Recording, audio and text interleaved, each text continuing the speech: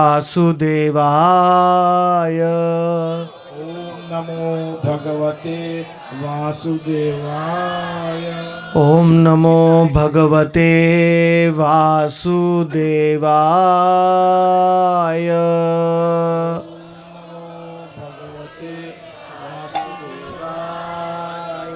ओम नमो भगवते वासुदेवाय।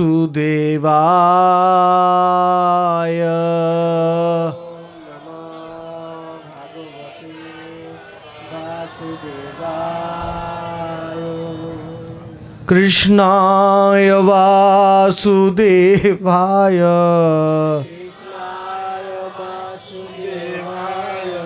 देवकी नंदनाय च नंदगोपकुमाराय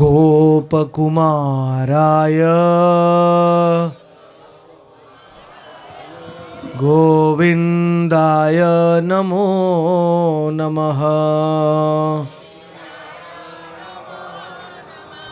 नारायणं नमस्कृत्य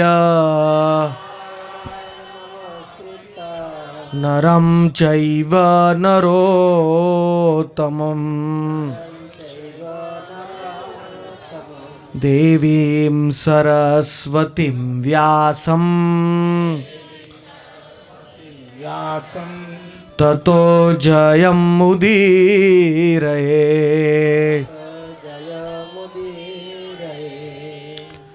तप्त कांचन गौरांगी राधे वृंदावनेश्वरी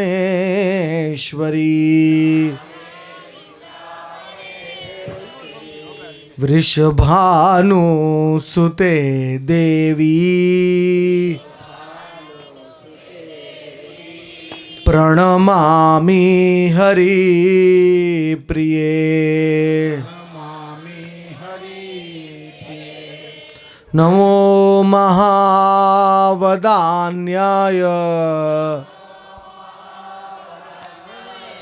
कृष्ण प्रेम प्रदायते कृष्णाय कृष्ण चैतन्य नामने गौरत्विषे नमः।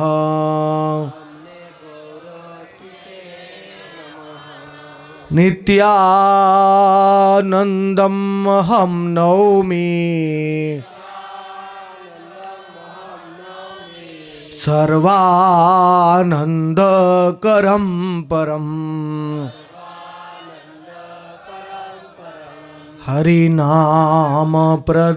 देवम् अवधूतशिरोमणिम्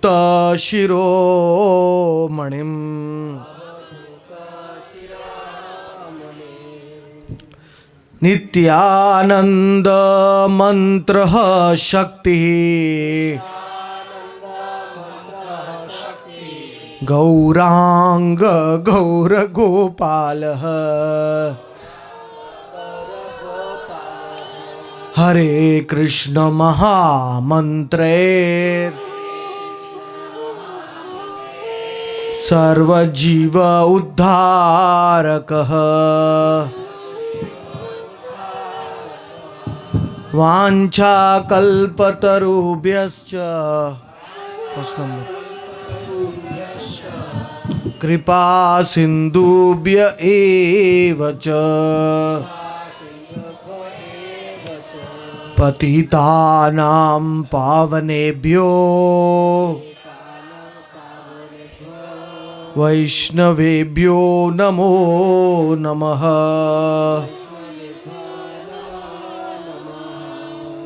श्री कृष्ण चैतन्य प्रभु नित्यानंद श्री अद्वैत गदाधर श्रीवास आदि गौर भक्त वृंद वासादि गौर भक्तवृंद हरे कृष्णा कृष्णा कृष्ण कृष्ण हरे हरे हरे राम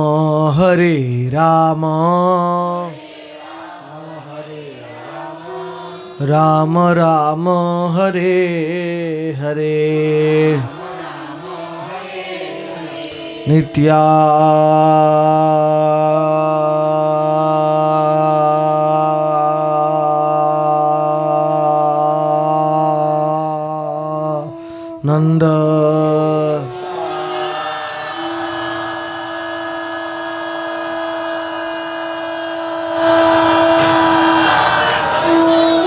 ऐसा लग रहा है आप किसी ने आज खाना नहीं खाया है, कोई आवाज ही नहीं आ रहा है, सब दबा के बोल रहे हैं। सब लोग बोलेंगे नित्यानंद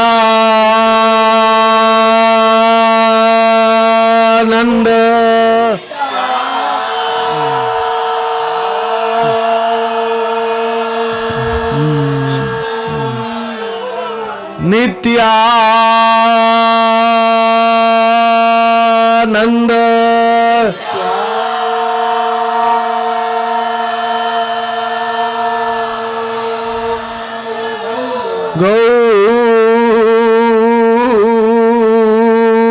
गौरांग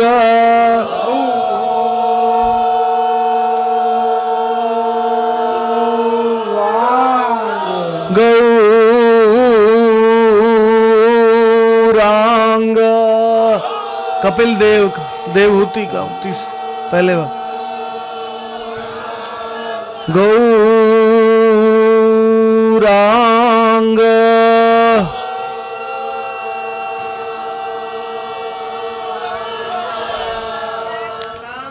बोलो श्रीमद् भागवतम की जय, श्री कपिल देव भगवान की जय, माता देवहूति की जय।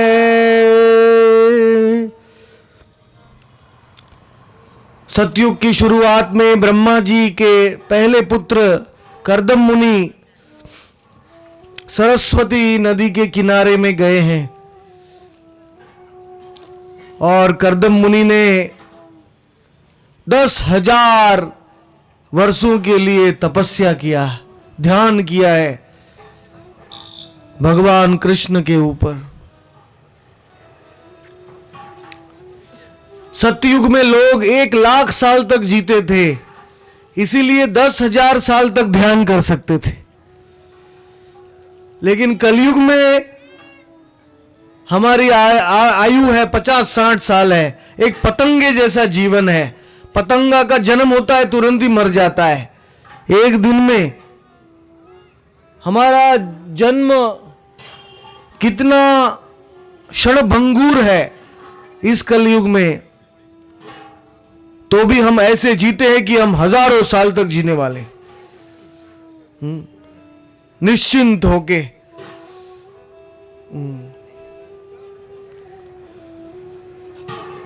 कर्दम मुनि ने 10,000 साल तक ध्यान किया था, लेकिन हम 10 साल तक भी हरि नाम लेंगे तो हमको गोलोक धाम की प्राप्ति होगी। क्योंकि सतयुग में जो ध्यान से फल मिलता है, त्रेता युग में यज्ञ से मिलता है, द्वापर युग में मंदिर की पूजा से मिलता है, वही फल कलयुग में हरि नाम के द्वारा मिल जाता है।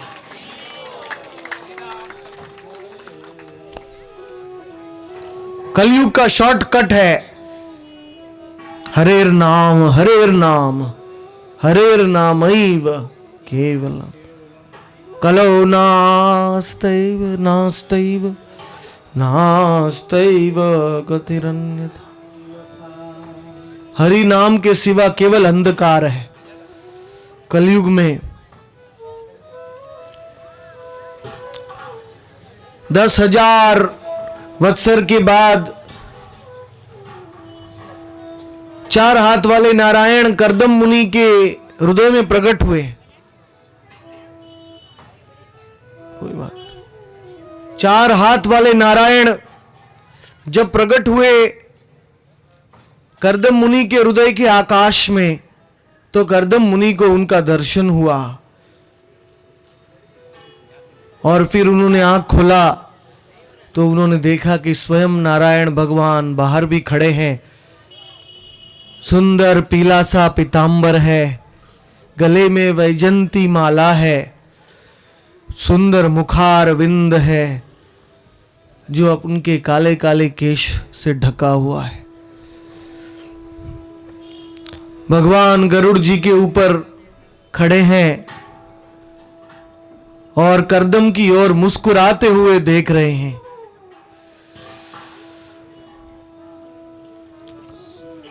प्रभु का दर्शन प्राप्त हो गया, उसके बाद संसार में कुछ प्राप्त करने का रहता नहीं है, सब कुछ मिल जाता है।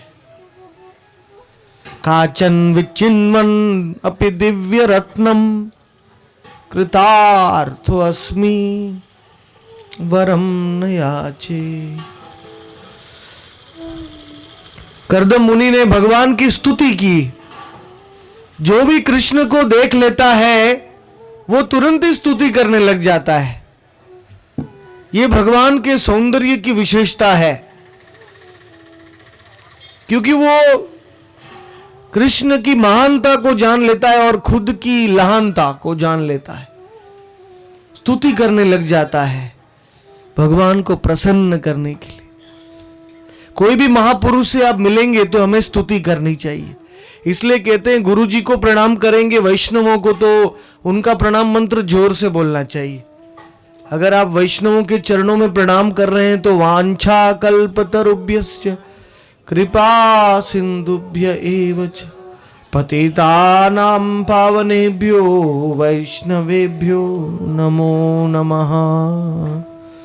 यह प्रेम सदा भरपूर रहे, गुरुदेव तुम्हारे चरणों में।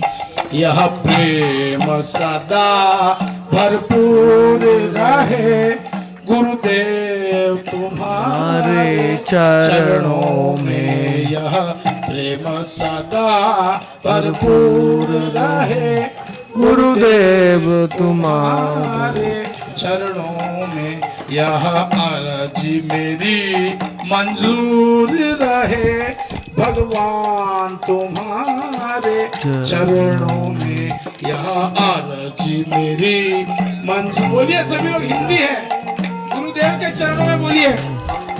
चरणों में जीवन की मैंने सौंप दी है, जीवन की मैंने सौंप दी है। अब डोर तुम्हारे हाथों में, जीवन की मैंने सौंप दी है। अब डोर तुम्हारे हाथों में। उद्धार पतन अब मेरा है, भगवान तुम्हारे चरणों में।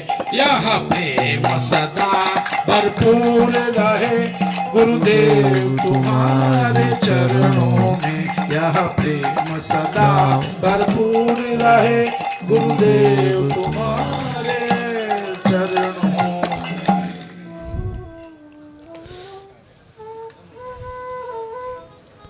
कर्दम मुनि की प्रार्थनाओं से संतुष्ट होके भगवान का हृदय पिघल गया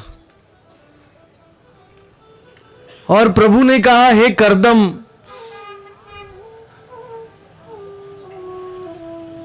तुम्हारी तपस्या से, तुम्हारे ध्यान से मैं संतुष्ट हुआ हूं, इसलिए मैं वरदान देता हूं कि तुम कहीं भी जाओगे तुम मुझे देख पाओगे।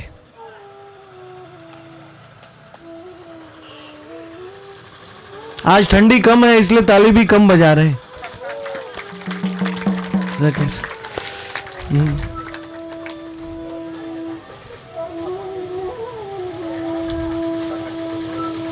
और कर्दम, मैं और भी संतुष्ट हूं, तुम्हारी पत्नी के गर्भ से मैं अवतार लूंगा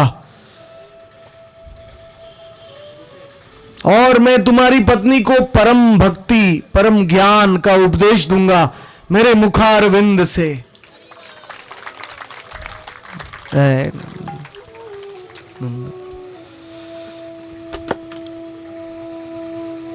तो ऐसा बोल के बिंदु सरोवर के तालाब से भगवान अदृश्य हो गए।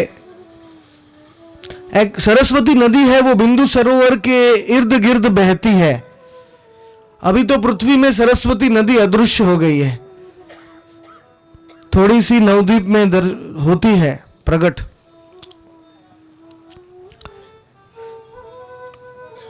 कर्दम मुनि सामवेद के पाठ सुन रहे थे। जब गरुड़ के पंख उड़ रहे थे, गरुड़ जी जब आकाश में जा रहे थे, तो गरुड़ जी के पंखों में से सामवेद की ध्वनि प्रकट हो रही थी। जो भगवान का परम भक्त होता है, उसकी हर एक चेष्टा भगवान के लिए होती है।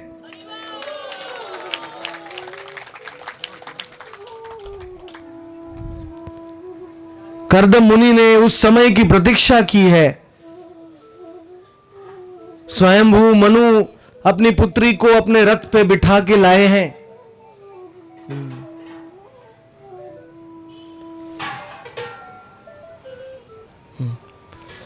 और कर्दम को अर्पण किया है। देवहूति को बहुत ही आदत थी ऐश्वर्य में रहने के लिए, लेकिन जैसे ही कर्दम से विवाह हो गया तो देवहूति ने सब कुछ छोड़ दिया। केवल फल फूल आदि कंद मूल जंगल में मिलते थे और हिरन की छाल पहनते थे कर्दम मुनि। तो जैसा अपने पति पहनते हैं वैसे ही देवहूति पहनने लगी। आजकल तो पति पत्नी का चुनाव पैसे से होता है, कितना धनी है ये, तब हम शादी करेंगे। लेकिन वेदों में पति और पत्नी दोनों की कृष्ण भक्ति यही एकमात्र परीक्षा थी। अगर वैष्णव है तो वो सारे प्रकार के दूसरे प्रभावों से परे है। अगर एक वैष्णव पति मिलता है, वैष्णव पति मिलता है तो कुंडली को भी नहीं देखना चाहिए।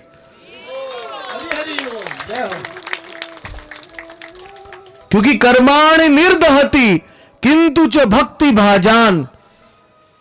भक्ति से सारे कर्म खत्म हो जाते हैं। हमारी कुंडली में लिखा है ऐसा होता नहीं है, क्योंकि भगवान कृष्ण उसको बदल देते हैं।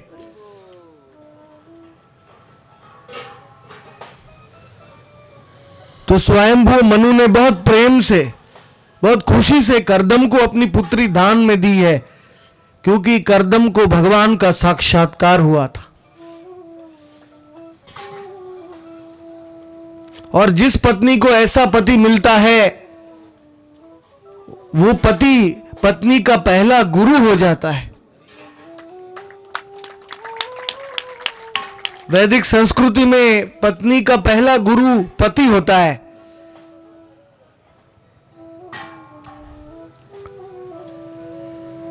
कर्दम का शरीर विशाल था। आगे आगे कर्दम मुनि का शरीर बहुत विशाल, बहुत सुंदर था। इस साइड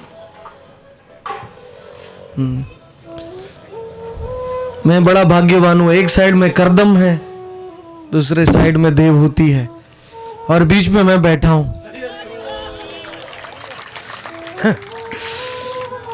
कुछ उपदेश मेरे दोनों कानों में भी जाएगा। तो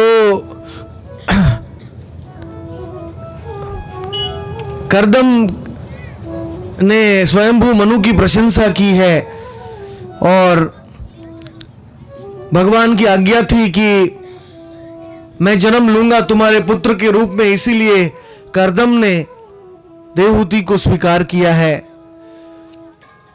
इस दुनिया की सर्वस्व दौलत है साधु संग, और अगर पति पत्नी के रूप में हमें साधु संग मिलता है तो उसको स्वीकार करना चाहिए।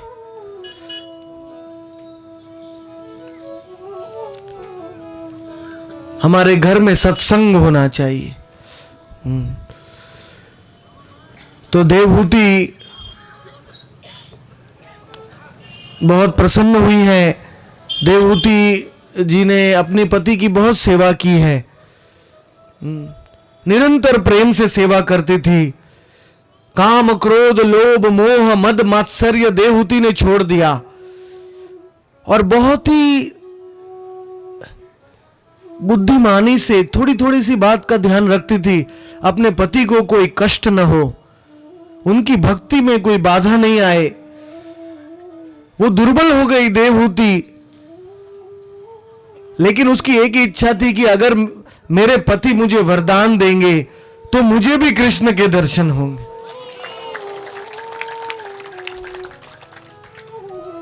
ऐसे ही गुरु और शिष्य का संबंध है। गुरु है वो कृष्ण को निरंतर देख सकते हैं, और वो शिष्य अगर गुरु की सेवा करके गुरु को प्रसन्न करता है तो गुरु आशीर्वाद देते हैं। कृष्णेर मतिरस्तु,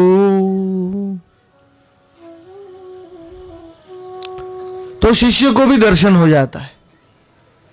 शिष्य को गुरु का जितना भक्ति नहीं करना पड़ता है।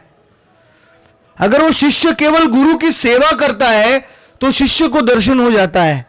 जैसे देवहूति ने 10,000 साल तक तप नहीं किया, लेकिन कपिल देव की सेवा करके देवहूति के हृदय में वो ही परम परमेश्वर भगवान श्री कृष्ण प्रकट हो गए।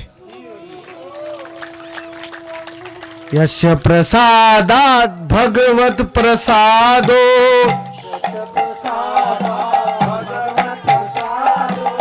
यस्य प्रसादात् भगवत प्रसादो,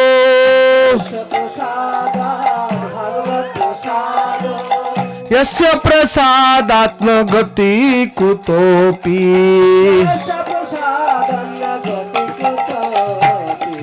ध्यायस्तु वां तस्य यशस्त्री संध्यम्,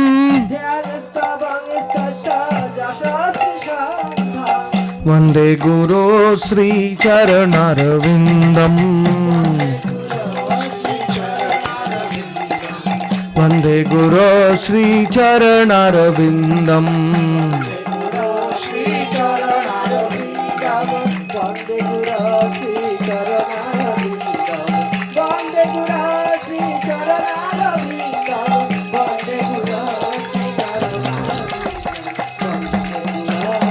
चरणारविंदम वंदे गुरो श्री चरणारविंदम।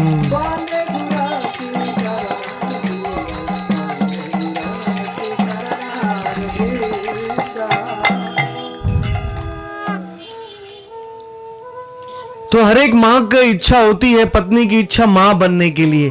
तो देवहूति की भी इच्छा थी संतान प्राप्ति के लिए।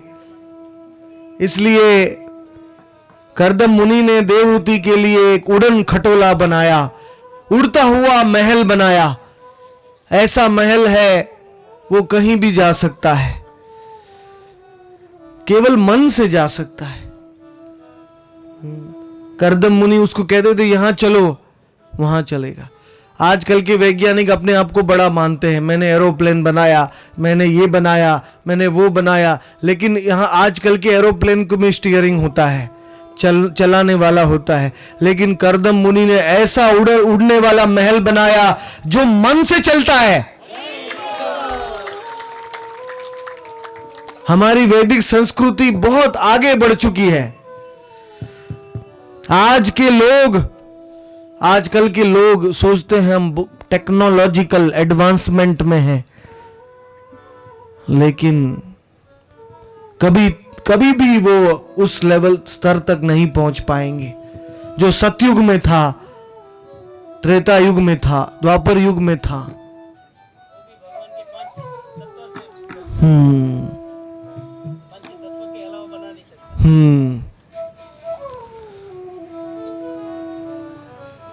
याद करने के लिए आजकल मोबाइल फोन से पढ़ना पड़ता है।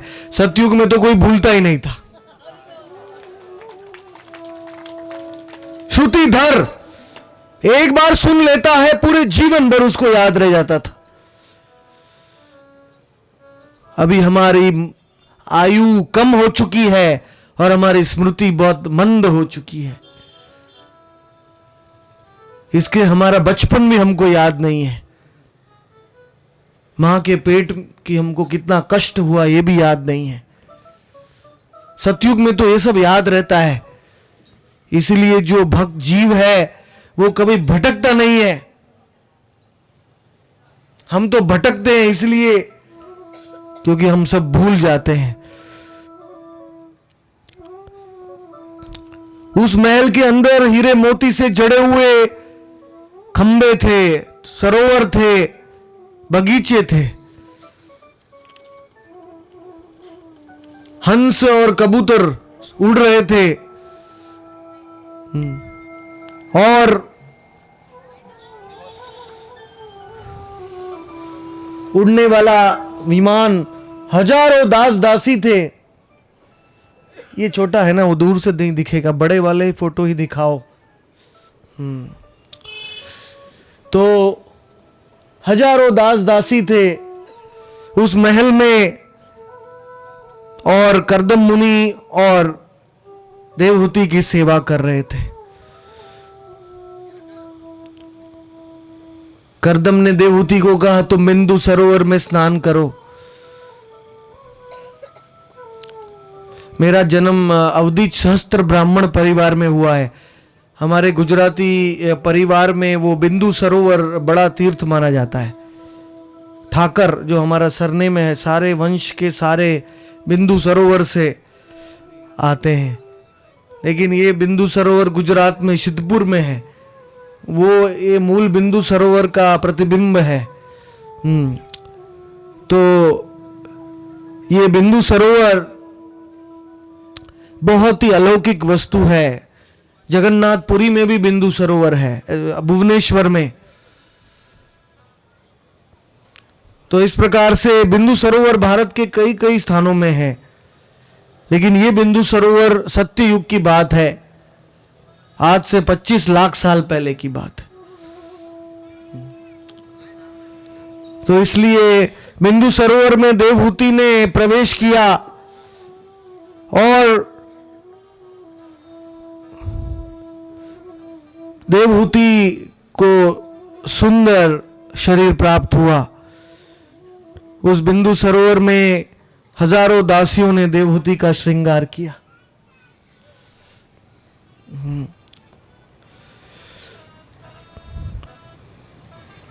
अपनी योगिक शक्तियों द्वारा कर्दम मुनि ने हजारों दासियों को पैदा किया था।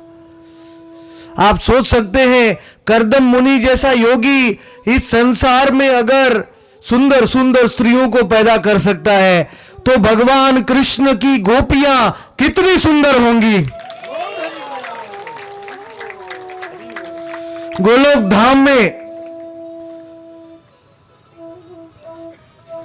कंदर्प कोटि कमनीय, कोटि कमनीय, विशेष शुभम, विशेष शुभम, गोविंदमादि पुरुषम, तमहम भजामि।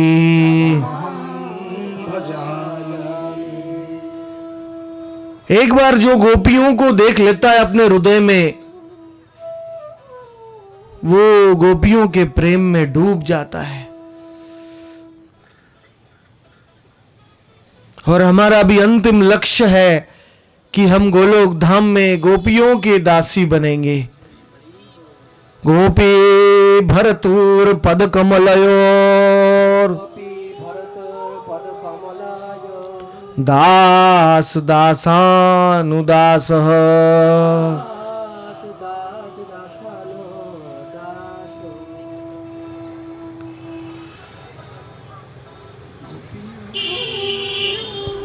यही परम धन है। क्योंकि राधा और कृष्ण की कृपा गोपियों के बिना नहीं मिलती है,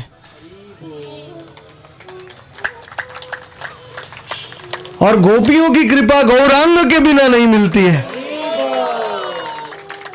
और गौरांग की कृपा नित्यानंद के बिना नहीं मिलती है, और नित्यानंद प्रभु की कृपा गुरु परंपरा के बिना नहीं मिलती, और गुरु परंपरा की कृपा हमारे गुरुदेव के बिना नहीं मिलती, और गुरुदेव की कृपा वैष्णवों के बिना नहीं मिलती है।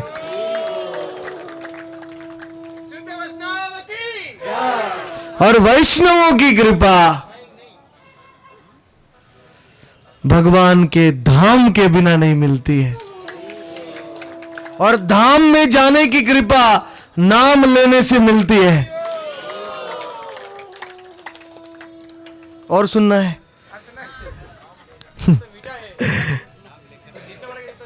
जितना बोलेंगे, नाम लेने की कृपा हमारी इच्छा से पैदा होती। अगर आप इच्छा करेंगे, प्रभु का नाम लेना शुरुआत करेंगे, सब कुछ आ जाएगा आपके जीवन में।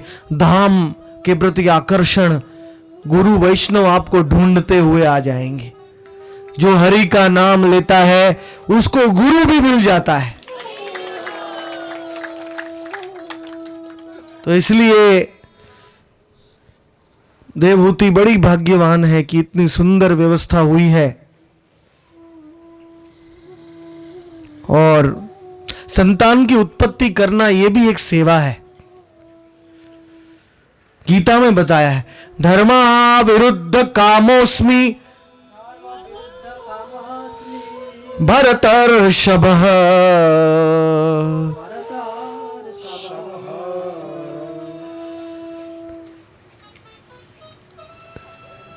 ऐसे जीव होते हैं जो अपनी भक्ति को पूरा नहीं कर पाते, किसी जन्म में वो मर जाते हैं तो उनको और जन्म लेना पड़ता है इस पृथ्वी के ऊपर।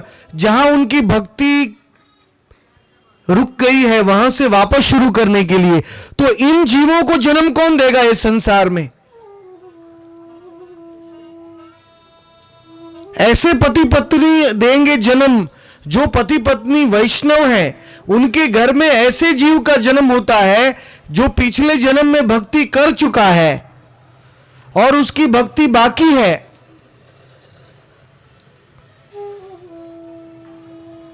शुचिनाम श्रीमताम गेहे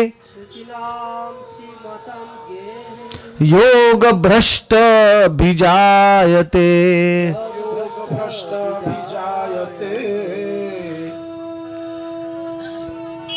योग भ्रष्ट यानी जिसकी भक्ति अपूर्ण रह गई है। तो इसलिए संतान की उत्पत्ति भी एक भगवान की सेवा है। हम ऐसे जीवों को जन्म लेने के लिए अवसर दे रहे हैं जो अपनी भक्ति को पूर्ण कर पाएंगे इस जन्म में।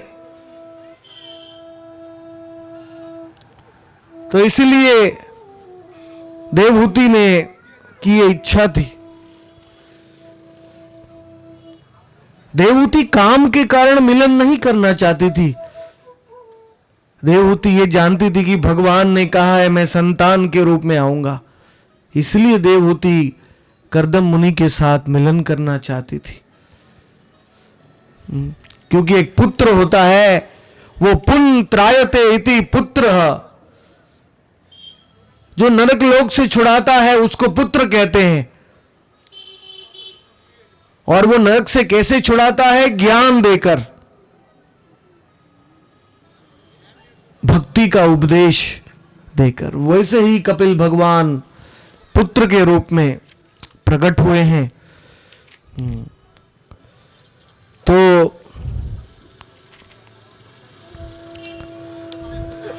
देवहूति ने उस उड़न खटोले में कपिल देव जी के साथ भ्रमण किया है 1000 देवताओं के सालों तक,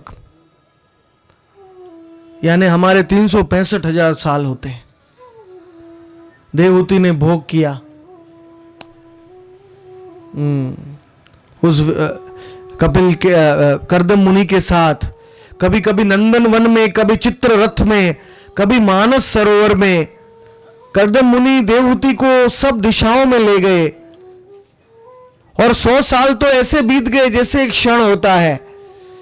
कर्दम मुनि ने देवहूति को के घर में 9 कन्याओं का जन्म कराया और कर्दम मुनि कहा कि मैं जा रहा हूं। तो देवहूति ने कहा, प्रभु आप इतना जल्दी मत जाइए, अभी तक एक पुत्र का जन्म नहीं हुआ जो भगवान का अवतार होगा और मुझे ज्ञान देगा।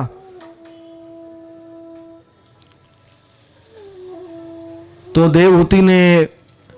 देवहूति को कर्दम ने कहा, तुम भगवान कृष्ण का ध्यान करो, तुम्हारा चित्त शुद्ध हो जाएगा, फिर मैं मेरे वीर्य के द्वारा भगवान को स्थापित करूंगा। इसको कहते हैं गर्भाधान संस्कार। वेदों में 48 प्रकार के संस्कार होते हैं। गर्भाधान संस्कार का अर्थ यह है कि जिस दिन पति पत्नी संभोग करते हैं उस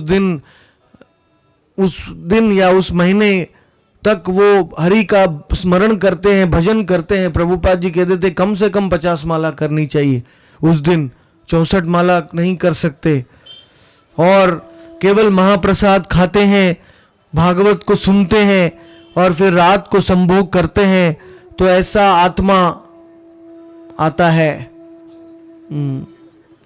जो भगवान का परम भक्त होता है। एक्चुअली जो शुद्ध आत्मा होता है वो ऊपर से आता है, नीचे से नहीं आता है। इसलिए भगवत गीता में कहा गया है कि किसी आत्मा का पुण्य खत्म हो जाता है तो स्वर्ग लोक से गिर जाता है और गिर के वो पानी में मिल जाता है वो आत्मा, और पानी की बूंद खेत में गिर जाती है, घास के रूप में, अनाज के रूप में। और जब पुरुष अनाज को खाता है तो उसके वीर्य के कण में आत्मा आ जाता है।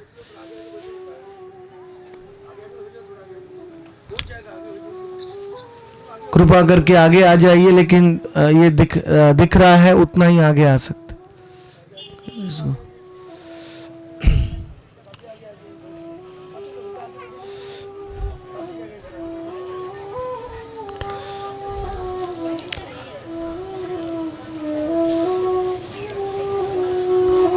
और कपिल देव भगवान का जब जन्म हुआ है, ब्रह्मा जी ने भी कपिल देव जी की स्तुति की है। अपने मां के घर में सनत कुमार आ गए, नारद जी आ गए, उनकी 9 पुत्रियों को अलग अलग ऋषि मुनि को दे दिया। काल को मरीचि को दे दिया, अनुसुईया को अत्रि को दे दिया, श्रद्धा को अंगीर को दे दिया, हरि विभु को पुलत्स्य को दे दिया, गति को पुलह को दे दिया, क्रिया को क्रतु को दे दिया और ख्याति को भृगु को दे दिया, अरुणधति को वशिष्ठ को दे दिया और शांति नाम की पुत्री को अथर्व को दे दिया। इस प्रकार से कपिल देव जी ने अपना कर्तव्य पूरा किया इस संसार में वंशावली को बढ़ाने के लिए, और परम परमेश्वर को भी प्रकट कराया। और उस समय में कपिल देव जी का प्रदक्षिणा किया कर्दम मुनि ने, और कर्दम मुनि ने घर छोड़ के चले गए। उस समय में देवहूति मां के एकमात्र आश्रय थे परम परमेश्वर भगवान कपिल देव। तो देवहूति ने अपने पुत्र का आश्रय लिया और अपने पुत्र से विनंती किया। देवहूति ने कपिल भगवान से पूछा, मुझे ज्ञान दीजिए, मनुष्य जीवन में क्या कर्तव्य है। कपिल भगवान ने कहा, प्रसंगम अजरम पाशम आत्मनः कवयो विदुहु स एव साधुषु कृतो मोक्ष द्वारम अपावृता। ये संसार में सब वस्तुएं हमारे बंधन का कारण बनती है, किसी में भी हम आसक्ति करते हैं तो बंधन का कारण बनता है, लेकिन वही आसक्ति को हम साधु में लगाते हैं, वैष्णवों में लगाते हैं, तो वो आसक्ति हमारे मुक्ति का कारण बनती है। इसलिए सबसे पहला भक्ति का कार्य है साधु के साथ प्रेम करो, वैष्णवों के साथ आसक्ति करो, तो भक्ति की शुरुआत होगी। और वो साधु के गुण बताए हैं कपिल देव ने, तितिक्षवः कारुणिकः सुहृदः सर्वदेहिनां अजात शत्रवः शांत साधव साधु भूषण। जो साधु सहिष्णु है, दयालु है, सबका शुभ चिंतक है, किसी का शत्रु नहीं है, सबका मित्र है, शांत है, शास्त्र के विधि विधानों का पालन करता है, वो साधु के लक्षण हैं।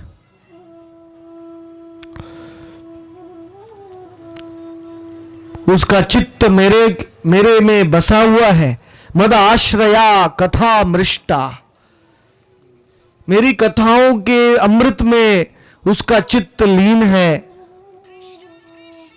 वही असली साधु है। और ऐसे साधुओं के संग में बैठ के हरि कथा सुनने से कानों में अमृत घुलता है, कानों में महाऔषधि, संसार की महाऔषधि श्रीमद् भागवत है। इस औषधि को हम पीते हैं और हमें अमृत का अनुभव होता है। सताम प्रसंगान मम वीर्य संविदो भवन्ति ऋत कर्ण रसायन कथा।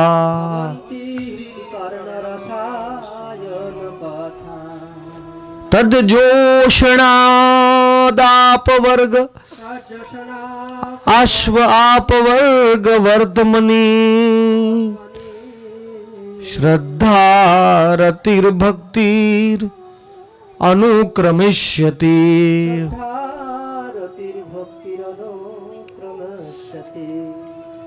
कपिल भगवान ने देवहूति को कहा कि केवल मेरे भक्तों से सुनने से, श्रवण करने से पहले श्रद्धा पैदा होती है, फिर निष्ठा, रुचि, आसक्ति, रति और फिर प्रेम। कलयुग में कठोर तपस्या करने की जरूरत नहीं है। कलयुग में केवल शुद्ध साधु के मुख से श्रवण करना चाहिए, बस। अभी आप बैठ के भागवत सुन रहे हैं, आप हिमालय में बैठे योगियों से ज्यादा बड़ी भक्ति कर रहे हैं।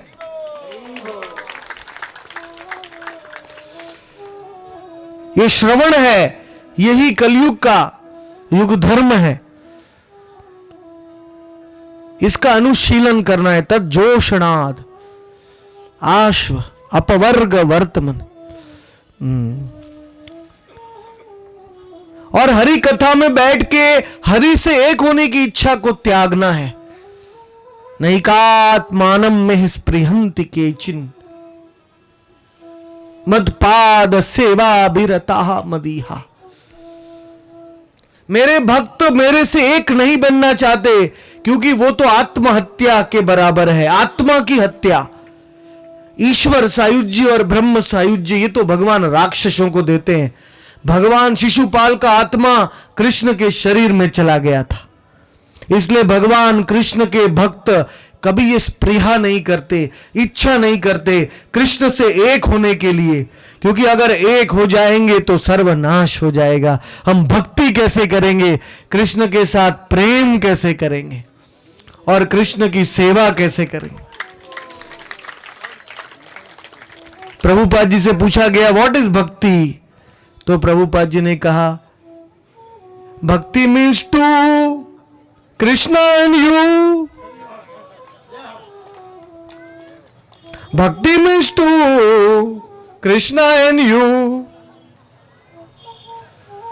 एक ही लाइन में प्रभुपाद जी ने सारे भक्ति का सार दे दिया। भक्ति का अर्थ है आत्मा और कृष्ण का संबंध। अगर आत्मा ही परमात्मा बन जाएगा तो भक्ति कैसे करे? पहली बात तो आत्मा परमात्मा बन नहीं सकता, क्योंकि गीता में कृष्ण कहते हैं ये जीव मेरा सनातन अंश है और अंश ही रहेगा। मम ममैव अंशो जीव लोके जीव भूत सनातन। एक राजा है, वो सिंहासन पे बैठा है, एक मक्खी आके बैठ जाती है। मक्खी सोचती है मैं भी राजा के बाजू में बैठी हूं, मैं भी राजा हो गई।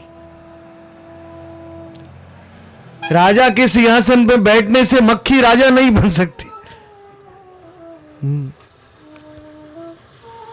ऐसा सोचने से कि मैं भगवान हो गया, हम भगवान नहीं हो सकते,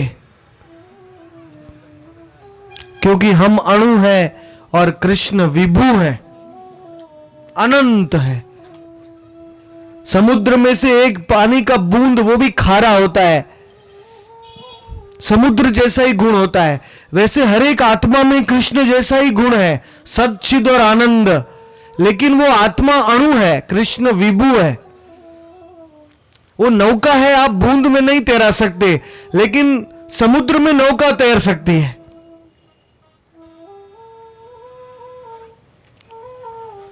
वैसे ये कपिल मुनि के उपदेश से हमको ये जानना है कि जीव कभी भगवान के साथ एक नहीं हो सकता, मात्रा में एक नहीं हो सकता, गुण में तो एक है। हमारे पास भी 48 गुण हो सकते हैं, कृष्ण के पास 64 गुण हैं। एक जीव के पास 48 गुण हो सकते हैं थोड़ी मात्रा में। शंकर जी के, ब्रह्मा के पास 48 गुण है थोड़ी ज्यादा मात्रा में। शंकर जी के पास 55 गुण है और थोड़ी ज्यादा मात्रा में, 60-70%। और नारायण के पास 60 गुण है 100%, 100%। रामचंद्र भगवान के पास 62 गुण है 100%। लेकिन जो अवतारी है कृष्ण, उनके पास ही सारे 64 गुण हैं अनंत मात्रा में।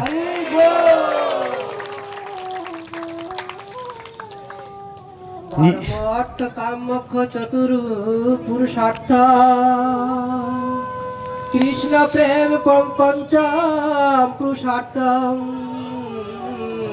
ब्रह्मादि देवगण नहे तार बिंदु कृष्ण प्रेम समुद्रेर एक बिंदु।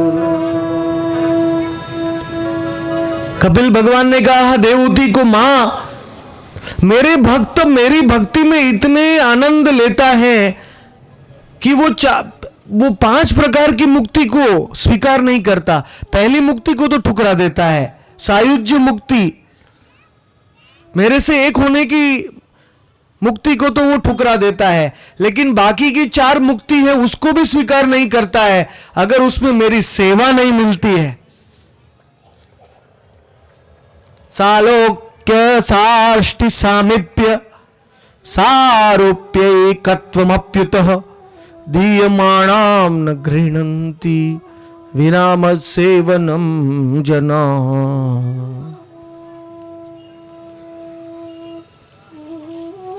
कृष्ण जैसा रूप 4 हाथ मिलना वैकुंठ में उसको सारूप्य कहते हैं। कृष्ण के निकट जाना नारायण के उसको सामीप्य कहते हैं। वही वैकुंठ लोक में नारायण के साथ रहना उसको सालोक्य कहते हैं। और नारायण जैसे ऐश्वर्य होना उसको सार्ष्टि कहते हैं।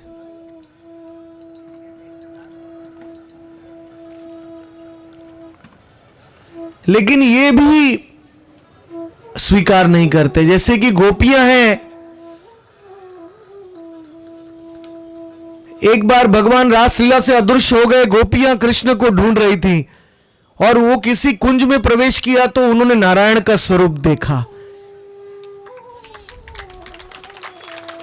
कृष्ण भगवान गोपियों की परीक्षा कर रहे थे। तो गोपियों ने अपना आरती की थाली निकाली, घी का दीप रखा, नारायण की आरती की, लेकिन नारायण को बोला हमारे कृष्ण कहां है? नारायण बोला मेरे पास 4 हाथ है, आ जाओ आ जाओ, मैं लीला करूंगा। गोपियों ने बोला नहीं, सॉरी, हमको तो वो 2 हाथ वाले कृष्ण चाहिए, श्याम सुंदर, क्योंकि वो तो मूल स्वरूप है, नारायण तो अंश अवतार है। तो वो सेवा नहीं मिलेगी तब तक कैसे हम भक्ति करेंगे? हमको वैकुंठ धाम भी नहीं चाहिए अगर वहां सेवा नहीं है। इसलिए भक्त कहते हैं प्रभु अगर मेरी जरूरत है इस भौतिक जगत में, मुझे आप हजारों जन्म देना चाहते हैं तो दीजिए, अगर आपकी सेवा के लिए है, इस संसार में मैं रहूंगा। मम जन्मनि जन्मनीश्वरे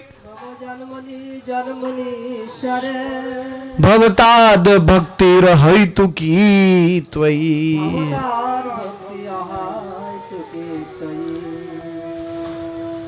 गोलोक धाम में हम हमारे भोग के लिए नहीं जाने चाहते हैं, हम कृष्ण की सेवा के लिए जाना चाहते हैं।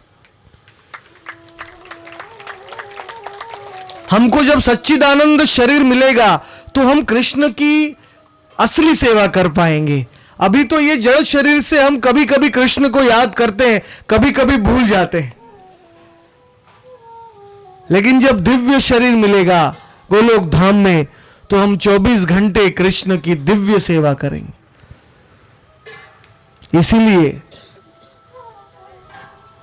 कपिल देव ने कहा मेरे भक्त मुक्ति को भी स्वीकार नहीं करते।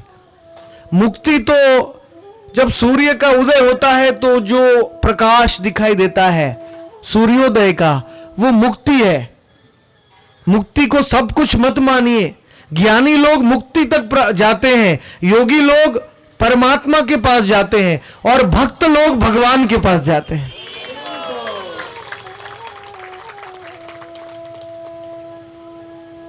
जैसे कि उस लाइट तक मुझे पहुंचना है तो मैं लाइट के अंदर से जाऊंगा, फिर मैं उस बल्ब को पकड़ू, उसके आकार को पकड़ूंगा और फिर मैं अंदर के बल्ब को पकड़ूंगा। 3 प्रकार से मुझे जाना पड़ता है। वैसे कृष्ण के मुखार विंद को देखने के लिए पहले ब्रह्म ज्योति से गुजरना पड़ता है, उसको मुक्ति कहते हैं। उसके बाद हम कृष्ण के लोक में प्रवेश करते हैं, वैकुंठ लोक में, उसको परमात्मा का साक्षात्कार कहते हैं।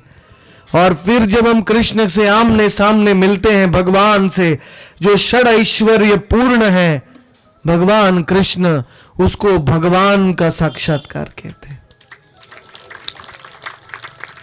वदन्ति तत्तत्त्वविदस् तत्वं यज्ञानमद्वयम्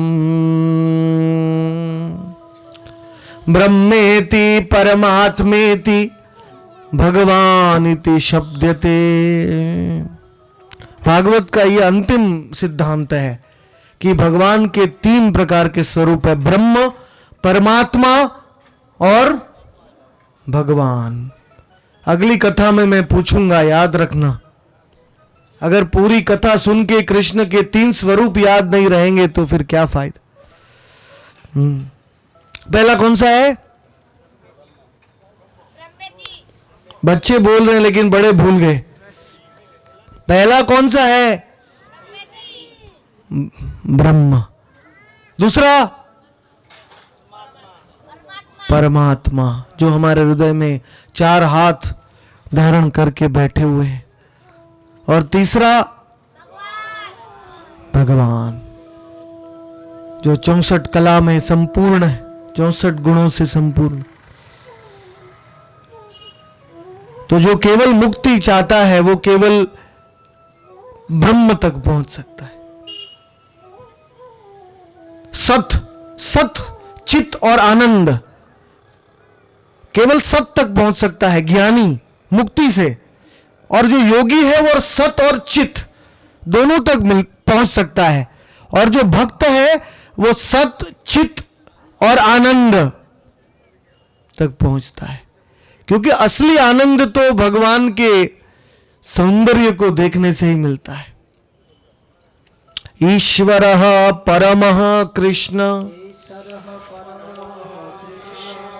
सच्चिदानंद विग्रह आनंद विग्रह अनादिरादिर गोविंद आदिरादिर गोविंद सर्व कारण कारणम।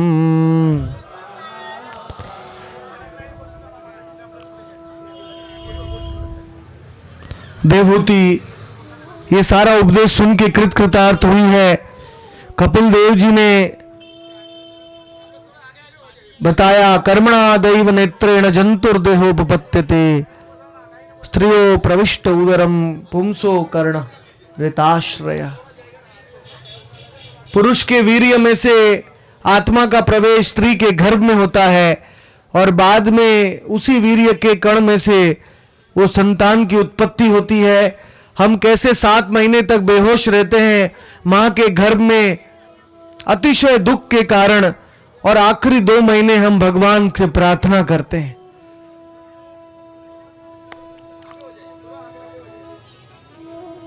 हे प्राणनाथ कृष्ण हमारा प्राण राखो।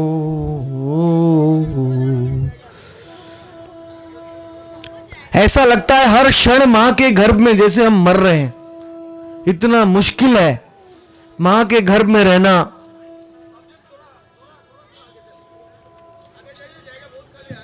हम सब ने तीव्र प्रार्थना की है कृष्ण को, मुझे बाहर निकालिए। अगर आपको घर के एक रूम में कोई बंद कर देगा ताला मार के, आप कितना टाइम रह सकते हैं? कितना टाइम रहेंगे? 1 घंटा।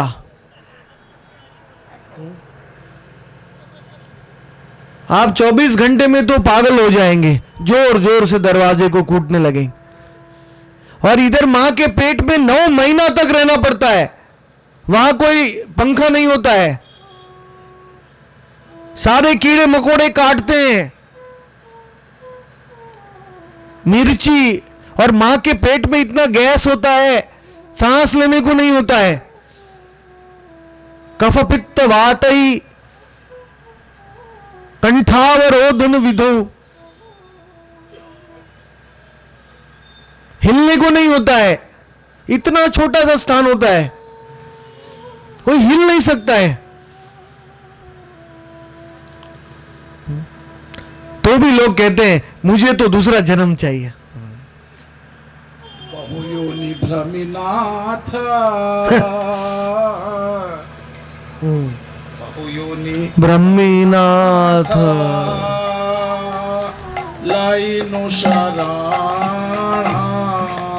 ये मां के घर में प्रार्थना कर रहे हैं।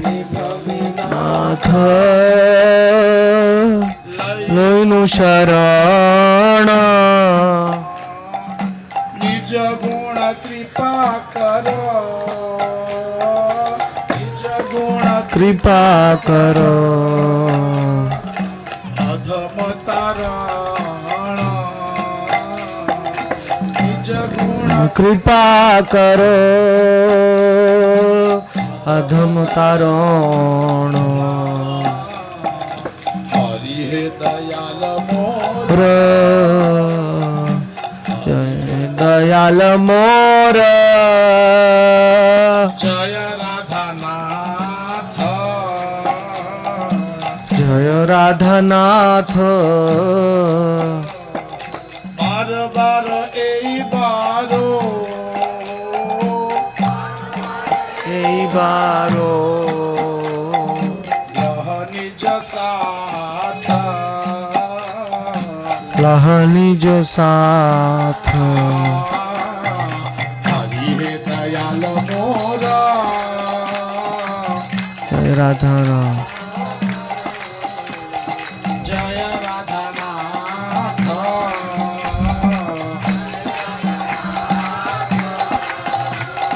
बार बार एई बारो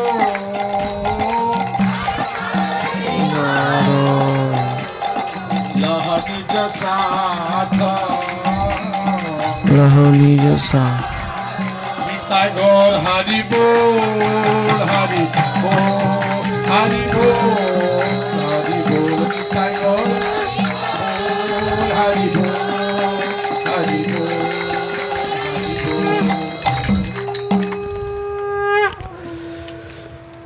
तो इस प्रकार से कपिल देव और देवहूति का असंख्य उपदेश है। इसको सांख्य योग भी कहते हैं, क्योंकि जो महत्त्व के 24 पदार्थ हैं उससे विभिन्न है ये आत्मा। ये आत्मा है वो कृष्ण का अंश है और वो अभी जड़ पदार्थों के बीच में फंस गया है। तो आत्मा को यहाँ से बाहर निकाल के उसी भगवान के सानिध्य में ले जाना, इसको सांख्य योग कहते हैं। इस सारे पदार्थों का विश्लेषण करके वो आत्मा तक पहुंचना है। ये नहीं वो नहीं ये नहीं, वो परम सत्य क्या है। इस कलयुग में दो ही सत्य है, एक है आत्मा और दूसरा है हरि नाम। आत्मा यहां है, भगवान वहां है और जाने का रास्ता है हरि नाम। तो इसलिए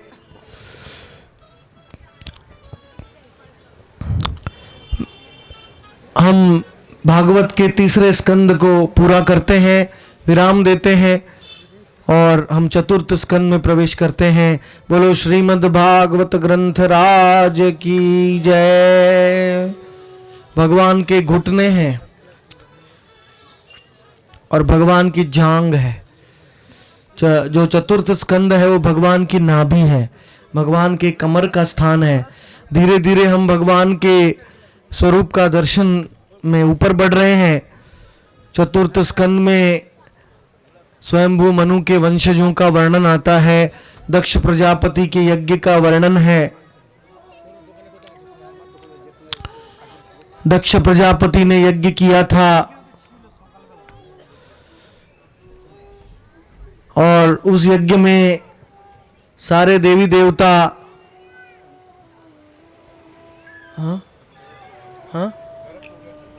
ओके, तो सारे देवी देवता उस यज्ञ में सम्मिलित हुए और आकुति और रुचि के पुत्र यज्ञ के रूप में जन्म हुआ है।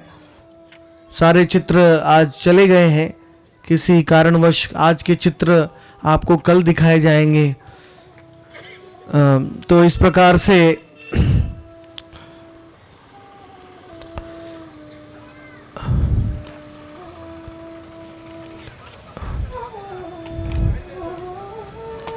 दक्ष प्रजापति के यज्ञ की कथा आरंभ होती है।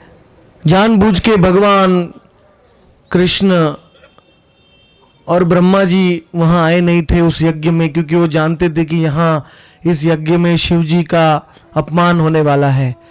जहाँ महापुरुषों का अपमान होता है वो स्थान शमशान की तरह बन जाता है।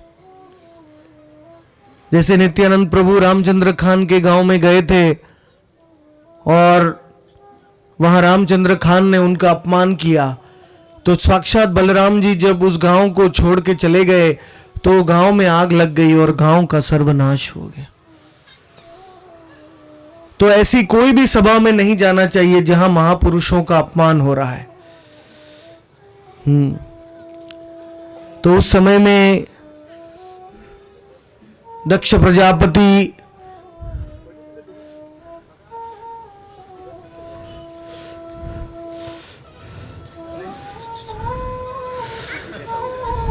मात्रे साहब जी का स्वागत है। भागवत कथा में सब बोलेंगे हरि बोल। वो इतने नम्र हैं कि वो कथा में उनका नाम लेते हैं तो भी वो कहते हैं नहीं। तो ऐसा होना चाहिए, समाज सेवक सबकी हम सेवा करें।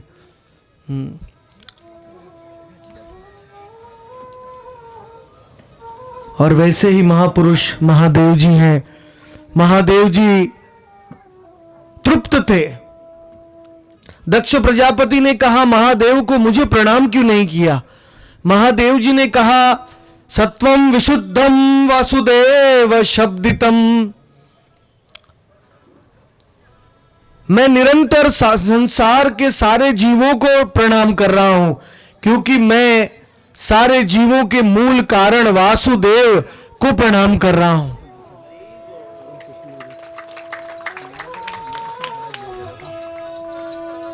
तो वासुदेव के सारे अंश को भी मैं प्रणाम कर रहा हूं।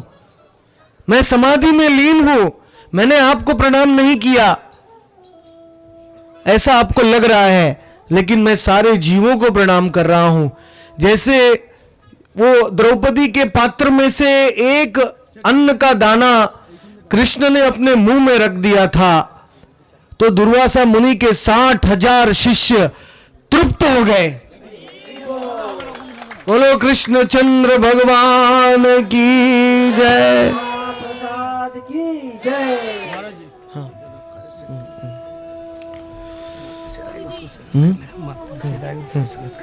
बुलाओगे भाई माता सेठ जी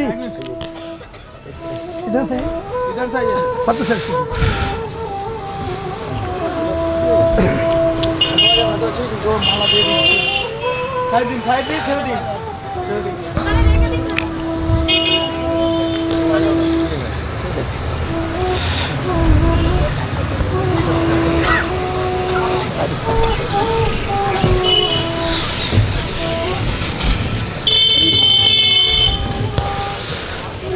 कौन पहले पहनाएगा?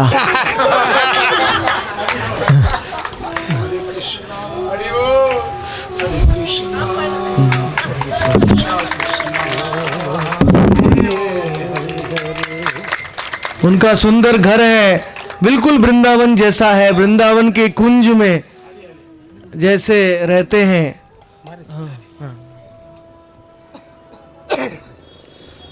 उनके सारे परिवार के जन भी बहुत ही अच्छे भक्त हैं, उनके घर में भी मंदिर भी हैं। तो सारे समाज के सेवक, सारे जो भी नेता हैं, उनको वैसा होना चाहिए आदर्श। हम आचार करेंगे तब हम प्रचार कर सकते हैं। यद यद आचरति श्रेष्ठस तत्तद एवेतरो जनः। तो इस प्रकार से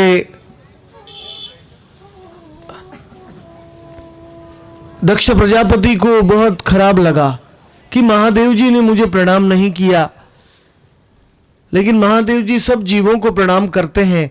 इसलिए महादेव जी ने सती को कहा, देखो सती, तुम अपने पिताजी के यज्ञ में जाओगी तो मेरे बारे में तुमको अच्छा सुनने में नहीं आएगा, फिर तुमको दुख होगा। लेकिन सती से रहा नहीं गया,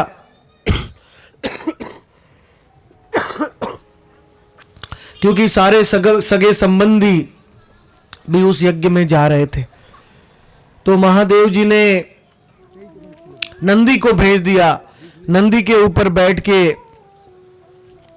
सती है वो उस यज्ञ मंडप में गई है अपना सुंदर श्रृंगार करके, लेकिन वहां प्रवेश करने के बाद में सती का ठीक से स्वागत नहीं हुआ और वो बहुत दुखी हुई है। जब पति पत्नी से कुछ कहते हैं तो पत्नी की अच्छाई के लिए कहते हैं, अगर पत्नी नहीं मानेगी तो गड़बड़ हो जाएगा। मानना चाहिए, स्वीकार करना चाहिए। सती उस यज्ञ मंडप में आके महसूस करती है कि मेरे पति की आज्ञा को मैंने उल्लंघन किया, इसलिए मेरे जीवन में दुख आ गया, मुझे कोई सम्मान नहीं कर रहा है। तो जब ऐसा अपराध दक्ष प्रजापति के मुख से सुना है सती ने, अरे तेरा पति तो शमशान में रहता है, खोपड़ियों का माला पहनता है, भूत प्रेत पिशाच उसके मित्र हैं, ऐसा अपमान सुना। दक्ष प्रजापति ये नहीं जानता था कि भूत प्रेत पिशाच आदि इतने पतित जीव होते हैं कि इनका उद्धार महादेव के बिना कोई नहीं कर सकता है। वैष्णवानाम यथा शंभु, सबसे शक्तिशाली वैष्णव ही सबसे पतित जीवों का उद्धार कर सकता है। इसलिए भगवान ने पद्म पुराण में महादेव को बुलाया और कृष्ण ने कहा, तुम जाओ, तुम शमशान में रहना, तुम राख का तिलक करना, क्योंकि जो तमोगुण में है वैसे लोग मुझे नहीं पहचान पाते हैं, वो कृष्ण को नहीं जान पाते हैं। तो तमोगुण के लोग हैं, वो तमोगुण उनके जैसा कोई होगा तो उसको अपना भगवान मान सकते हैं। तो इसलिए महादेव जी ने वो सेवा को स्वीकार किया और धीरे धीरे अपने सारे भूत प्रेत पिशाच आदि अपने भक्तों को कृष्ण भक्ति देते हैं, धीरे धीरे उनको ऊपर उठाते हैं। तो वैसे ही सती से ये सहन नहीं हुआ। सती उत्तर दिशा में बैठ गई है और अपने आप को जल पानी का स्पर्श किया और सती ने कहा दक्ष से, शीर्षम महापुरुष ते पाद पंसुबीर निरस्त तेजसु तदेव शोभनम। आज तुमने महादेव का अपमान किया है, तो अगर तुम्हें महादेव भी क्षमा कर देंगे, लेकिन महादेव के चरण की धूल तेरा नाश कर देगी। महापुरुष तो बहुत जल्दी क्षमा कर देते हैं, वो तो अपराध लेते भी नहीं है। जैसे अम्बरीश महाराज के ऊपर वो दुर्वासा मुनि ने अग्नि का दैत्य भेजा, तो अम्बरीश महाराज ने बोला ठीक है, मुझे आओ, अगर कृष्ण की इच्छा है मुझे मारने के लिए तो मार डालो। उनको दुर्वासा मुनि का प्रति कोई द्वेष नहीं था। वो 1 साल तक सुदर्शन चक्र दुर्वासा मुनि के पीछे पड़ा था, तो अम्बरीश महाराज ने 1 साल तक उपवास किया। बोला जब तक दुर्वासा वापस नहीं आएंगे तब तक मैं भोजन नहीं करूंगा। जो उनको मारना चाहता है उसके प्रति भी प्रेम दिखा रहे हैं। यही वैष्णव का स्वभाव है। जैसे एक पेड़ होता है, आप जो पेड़ को पत्थर मारता है तो पेड़ फल दे देता है। ठंडी गर्मी बारिश में कोई पेड़ के नीचे बैठता है तो पेड़ खुद सहन करता है और उसको छाया देता है। और अंत में जो पेड़ को काटने के लिए आता है तो वृक्ष है, वो अपना शरीर भी दे देता है।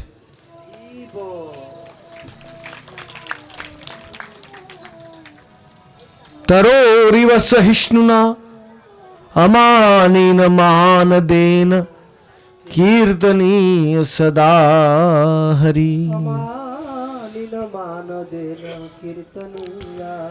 वो मधाई ने दारू का मटका उठाया और निताई के माथे के ऊपर मार दिया। नित्यानंद प्रभु के माथे में से रक्त आने लगा, तो भी निताई कहते हैं जगाई मधाई को, एक बार कृष्ण का नाम लो, एक बार मेरे गौरांग का नाम लो, मेरे रक्त की चिंता मत करो, मैं तुम्हारा उद्धार करने आया हूं, एक बार नाम लो।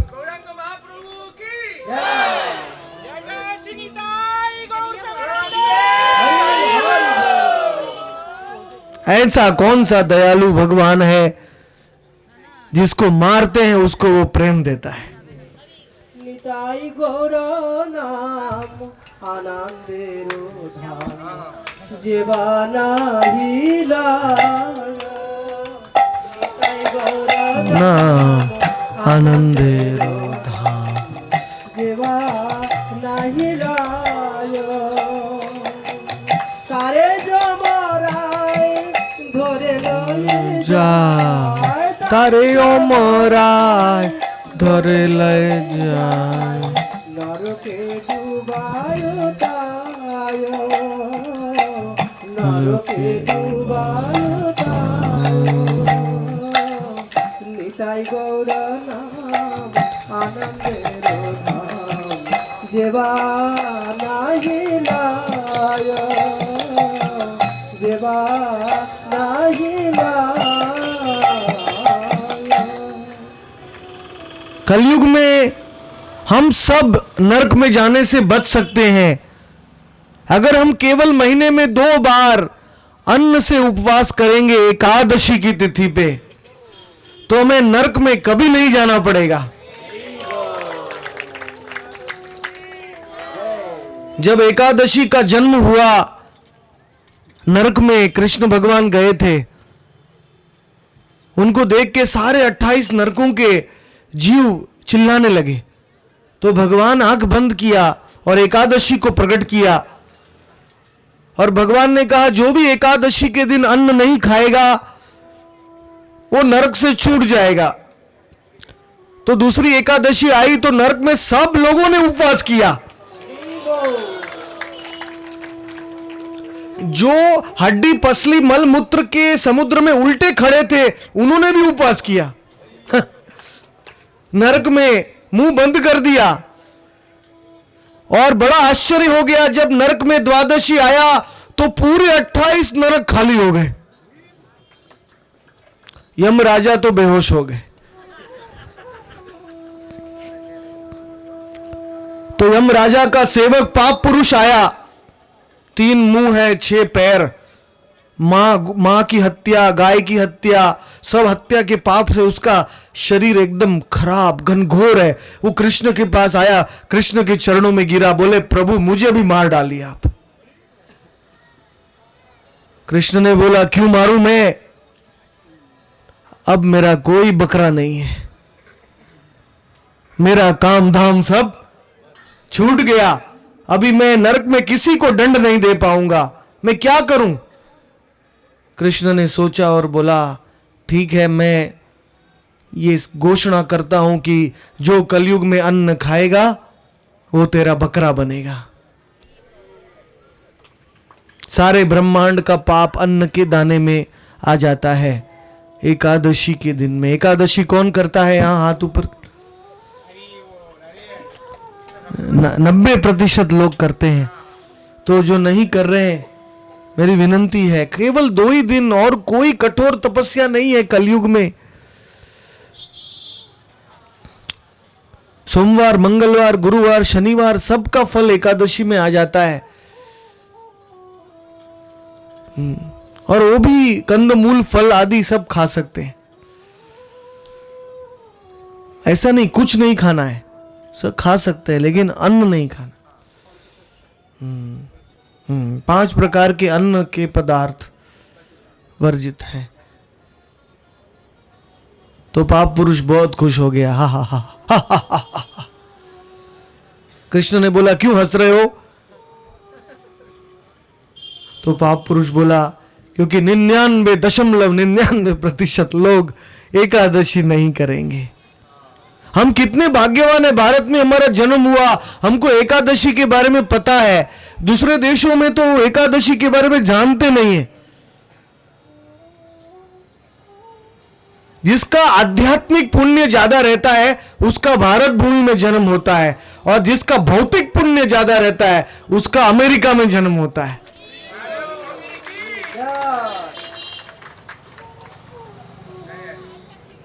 तो हम हमारी संस्कृति को जीवन में उतारना चाहिए। सती महारानी ने समाधि लगा दी है, उत्तर साइड में बैठ गई हैं और उनके शरीर में से अग्नि प्रकट हुई।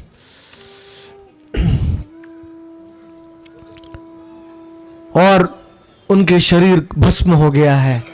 उन्होंने अंतिम आशा भी यही की है कि मुझे वापस मेरे स्वामी महादेव का संग मिले। इसलिए सती का जन्म गौरी के रूप में हुआ, हिमालय की पुत्री के रूप में, और वापस पार्वती के रूप में सनातन काल तक वो महादेव जी के पास रह पाई हैं।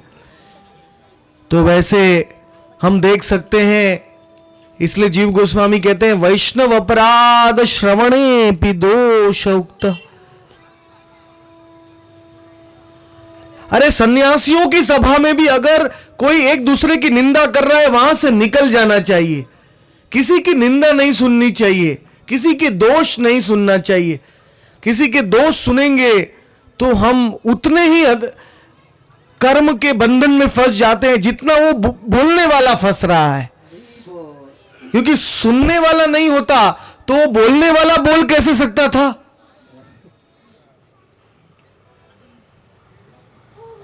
इसीलिए हमारे राधा कुंड में, जहां मैं रहता हूं, राधा कुंड के किनारे में रघुनाथ भट्ट गोस्वामी रहते थे। कोई भी आता था वो कहता था उनको इस भक्त ने ऐसा किया, इसने ऐसा किया, वो कान में हाथ रख देते थे। वो सब मेरे से अच्छे हैं, क्या भी उनका दोष है मुझे मत कहना। उसका कृष्ण देखेंगे, भगवान देखेंगे। मैं कौन होता हूं? मैं कोई न्यायाधीश नहीं हूं इस संसार का कि सबके दोष सुनूंगा, इसके चिंतन करूंगा। क्योंकि दूसरों के दोष सुनने से, बोलने से वो दोष हमारे में आ जाता है। वैष्णव अपराध यदि उठे हाथी माता ऊपरे बा सिंधे तार सुखी जाए पाता। इसलिए वेदों में कहा है किसी महापुरुष की निंदा आपने सुन ली तो 3 उपाय हैं। पहले वहां से भाग जाओ, तुरंत सुनो ही मत। अगर नहीं कर पाते हो तो सामने वाले को दंड दो, जो बोल रहा है उसने पहले उसको समझाओ तर्क वितर्क से कि ये तुम गलत बोल रहे हो। वो नहीं दे सकते तो सामने वाले को दंड दो। लेकिन कलयुग में ये संभव नहीं है, इसीलिए उस सभा से चले जाना अच्छा है। और सती नहीं जा पाई, इसलिए सती को ये आत्महत्या करनी पड़ी। लेकिन बाद में सती को वही शंकर जी के पास कैलाश में नंदा और अलकनंदा के किनारे सनातन जीवन प्राप्त हुआ। तो ये सती महारानी का जब तिरोभाव का समाचार शंकर जी से पहुंचा तो शंकर जी ने बहुत क्रोध में आके अपना बाल निकाला और जमीन पे पटका और वीरभद्र का प्रकट हो गए। ये वीरभद्र हैं वो शंकर जी के महान सेवक। और वीरभद्र को कहा कि जाओ दक्ष के यज्ञ का ध्वंस करो और दक्ष को खत्म करो। एक महान त्रिशूल ले जाके, ऐसा लग रहा था कि स्वयं मृत्यु आ रही है, स्वयं महाकाल दक्ष के प्रांगण में प्रवेश कर रहा है। उस यज्ञ मंडप में अंधकार हो गया और तूफान आने लगा, हवा बंद हो गई, गाय भी चली गई और सब दिशा में धूल उड़ने लगी। सब लोग डर गए। प्रसूति ने कहा ये तो दक्ष का करतूत है। सब लोग इधर उधर भागने लगे। उस समय में जो भृगु ऋषि थे उसको मणिमान ने पकड़ लिया और वीरभद्र ने दक्ष को पकड़ लिया, चंदेश ने पूष को पकड़ लिया और शंकर जी के नंदी ने भाग को पकड़ लिया। भृगु मुनि ब्राह्मण थे, लेकिन भृगु मुनि ने भी शंकर जी के निंदा में भाग लिया था। इसलिए भृगु मुनि हमेशा गरीब रहते हैं, ब्राह्मण। तो भृगु को भी दंड हुआ। वीरभद्र ने दक्ष और पूष के दांत निकाल दिए क्योंकि वो हंसे थे, शंकर जी के ऊपर हंसे थे। जो दांत उन्होंने दिखाए थे वो दांत निकाल दिए और फिर वीरभद्र दक्ष की छाती के ऊपर बैठ गए और दक्ष का गला काटने की कोशिश की, लेकिन कोई भी शस्त्र कम पड़ रहा था। तो अंत में वो यज्ञ की आहुति में जो देने वाला शस्त्र था, जो भृगु ने मंत्र से शक्तिशाली बनाया था, वो ही तलवार को लाके दक्ष का गला काट दिया। सारों दिशाओं में हाहाकार मच गया और अंत में ब्रह्मा सारे देवताओं को लेकर शंकर जी के पास कैलाश धाम में गए हैं। कैलाश का वर्णन आ रहा है। कैलाश में सौगंधिक नाम का वन है और अलकापुरी जहां कुबेर का धाम है, ऐसा सुंदर धाम है कैलाश, वैकुंठ जैसा है। सारे देवी देवता कैलाश में जाते हैं स्नान करने के लिए, क्योंकि वहां के घाट वैदूर्य मणि से जड़े हुए हैं। कैलाश पर्वत का वर्णन ये भागवत के 4th स्कंद में आता है। ये जो चाइना में मानसरोवर है कैलाश, वो उस कैलाश का प्रतिबिंब है। लेकिन मूल कैलाश को देखने के लिए तो योग्यता चाहिए, देवता का शरीर चाहिए। ऊपर के लोकों में जाने के लिए, जैसे अमेरिका जाने के लिए वीजा चाहिए, पासपोर्ट चाहिए, वैसे स्वर्ग लोक में जाने के लिए पुण्य चाहिए, पुण्य की पूंजी चाहिए। जब पुण्य है तो हमको ऐसा देवताओं का शरीर मिलता है। देवताओं के शरीर में भूमि का पदार्थ कम रहता है और हवा का पदार्थ ज्यादा रहता है, सूक्ष्म रहता है उनका शरीर, इसलिए वो अलक्ष्य रूप में आ सकते हैं, हम उनको देख नहीं पाते हैं। रावण को त्रिशंकु को स्वर्ग में भेजना था बिना कोई पुण्य किए हुए, तो रावण ने सीढ़ी बनाया त्रिशंकु के लिए। त्रिशंकु थोड़ा थोड़ा सीढ़ी चढ़ गया, बीच में खत्म हो गया। अभी भी त्रिशंकु उल्टा लटक रहा है आकाश में, वो स्वर्ग तक कभी नहीं पहुंच पाया क्योंकि उसका पुण्य नहीं था। चंद्रयान यज्ञ, इंद्रयान यज्ञ आदि करना पड़ता, अश्वमेध यज्ञ, वो सब कलयुग में संभव नहीं है। त्रिशंकु था। हाँ,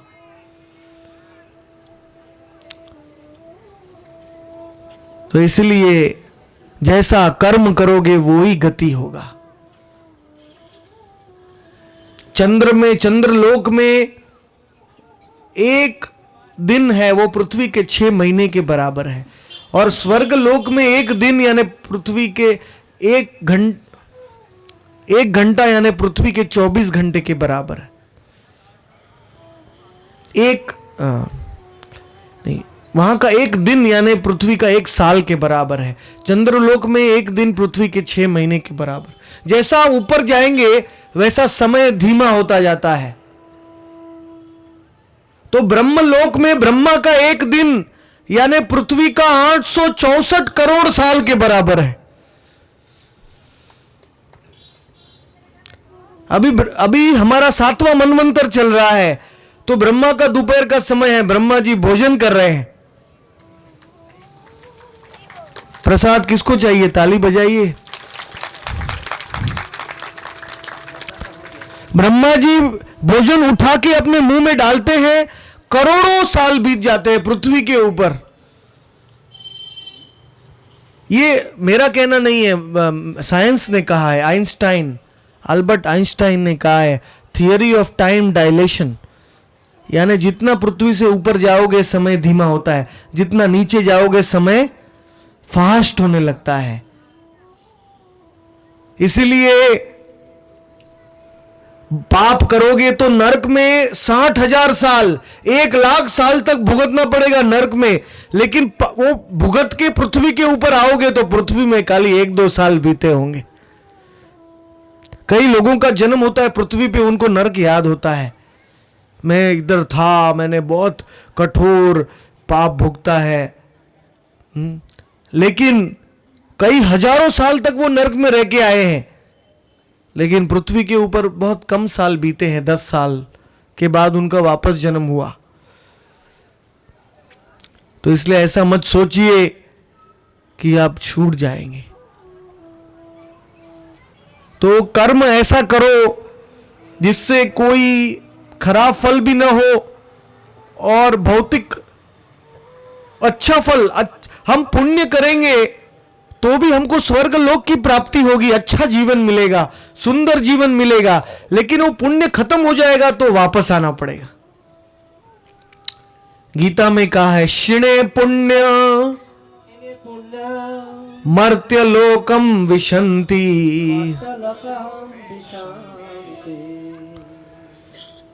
तो पाप और पुण्य के परे क्या है?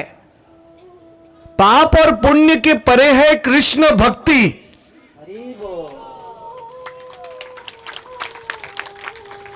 कृष्ण की भक्ति करने से हमको ऐसा आध्यात्मिक पुण्य मिलता है जिससे आत्मा इस ब्रह्मांड के बाहर चला जाता है और ब्रह्मांड के ऊपर ब्रह्म ज्योति है, उसके ऊपर वैकुंठ है, उसके ऊपर अयोध्या है, उसके ऊपर द्वारका है, उसके ऊपर मथुरा है और उसके ऊपर गोलोक वृंदावन है। तो आत्मा वहां चला जाता है कृष्ण के साथ, वहां से वो कभी इस संसार में वापस नहीं आता है। इसलिए कृष्ण भगवान गीता में वचन देते हैं, यद गत्वा न निवर्तन्ते, यद गत्वा न निवर्तन्ते तद्धाम परमं मम, तद्धाम परमं मम। वो मेरा अक्षर धाम है। अक्षर का मतलब है अच्युत, जहां से कोई भी आत्मा का पतन नहीं होता है। वहां जाने के बाद कोई भी आत्मा इस दुखदाई ब्रह्मांड में नहीं आता है, बूढ़ा नहीं होता है, बीमार नहीं होता है, रोग नहीं होता है। और वो गोलोक धाम में जाने का फल आपको भागवत सुनने से मिलता है।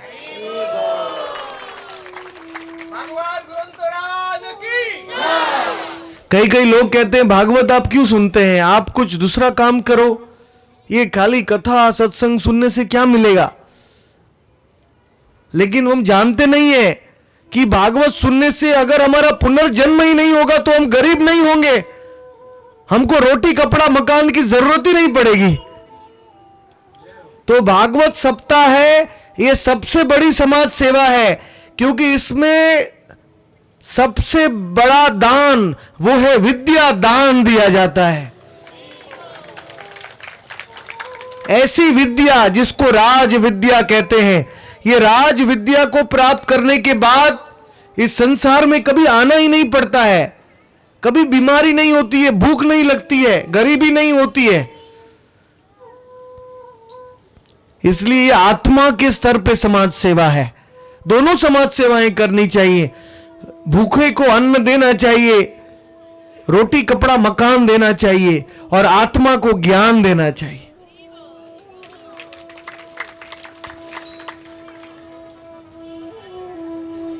कृष्ण भक्ति बिना कभू नाही फल,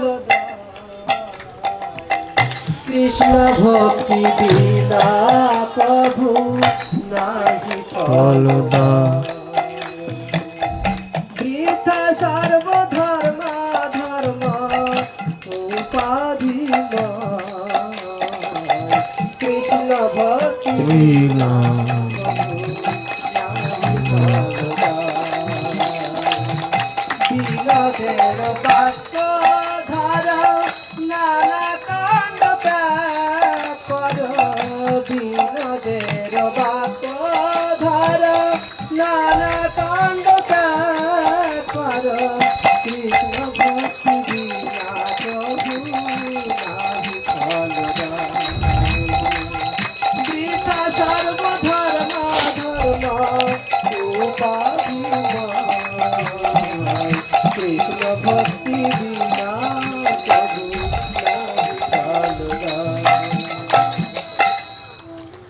उसके बाद में 4 कुमार नारद, ऋभु, हंस, अरुणी, यति सब ब्रह्मा के पुत्र हुए, लेकिन इन्होंने शादी नहीं किया, इसलिए ब्रह्मा जी को और संतान उत्पत्ति करनी पड़ी प्रजा को बढ़ाने के लिए।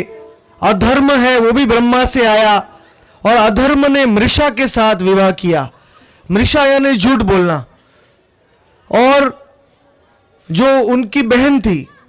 और बाद में 2 राक्षस का जन्म हुआ, दंभ और माया।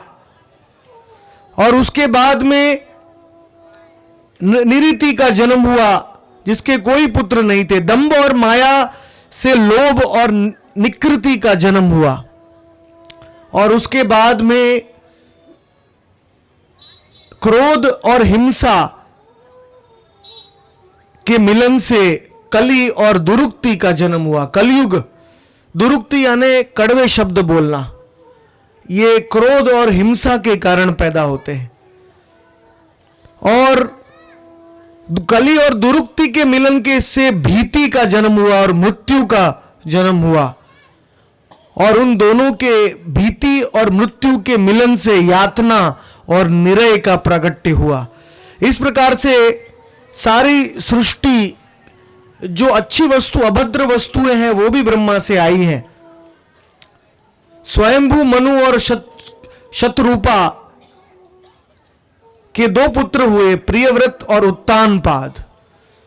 प्रियव्रत की कथा हम पंचम स्कंद में कल सुनेंगे। आज चतुर्थ स्कंद में उत्तानपाद की कथा है।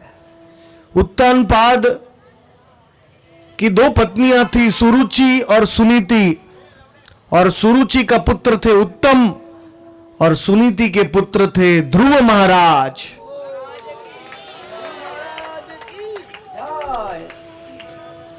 ये बालक ध्रुव 5 साल का था तो वो पिताजी की गोदी में बैठने का प्रयत्न कर रहा था।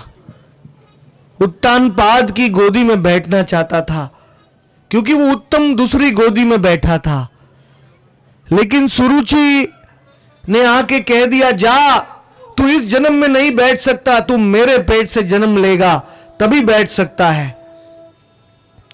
और उत्तानपाद बेचारे सुनीति के पक्ष में नहीं बोल पाए। सुनीति को एक दासी के रूप में रखते थे।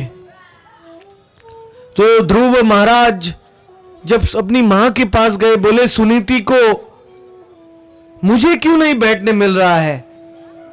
मेरे पिताजी के पिता है स्वयंभू मनु और उनके पिता है ब्रह्मा। ब्रह्मा मेरे दादा है, तो मैं मेरे पिताजी को दिखा दूंगा, मुझे ब्रह्मा से भी ऊंचा लोक चाहिए।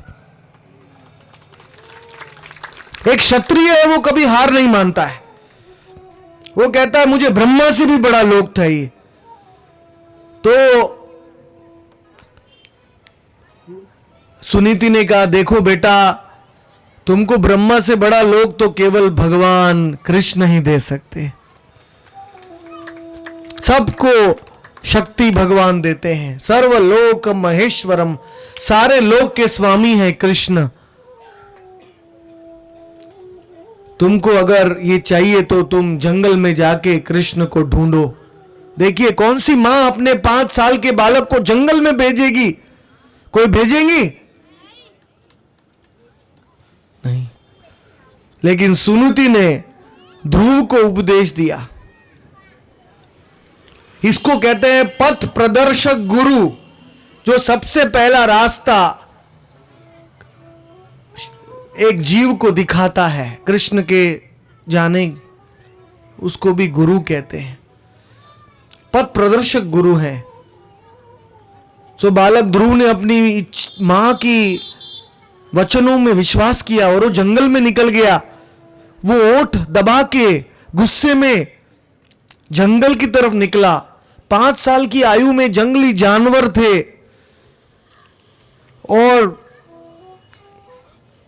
ठंडी गर्मी आदि किसी भी वस्तु की परवाह नहीं की।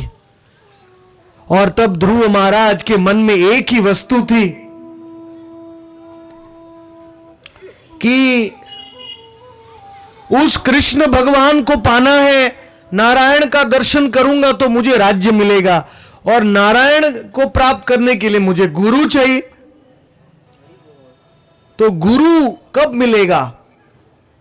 वो नारायण को प्राप्त करने के लिए इतने गंभीर हो चुके थे कि स्वयं जगत गुरु नारद मुनि को उनको ढूंढते हुए आना पड़ा।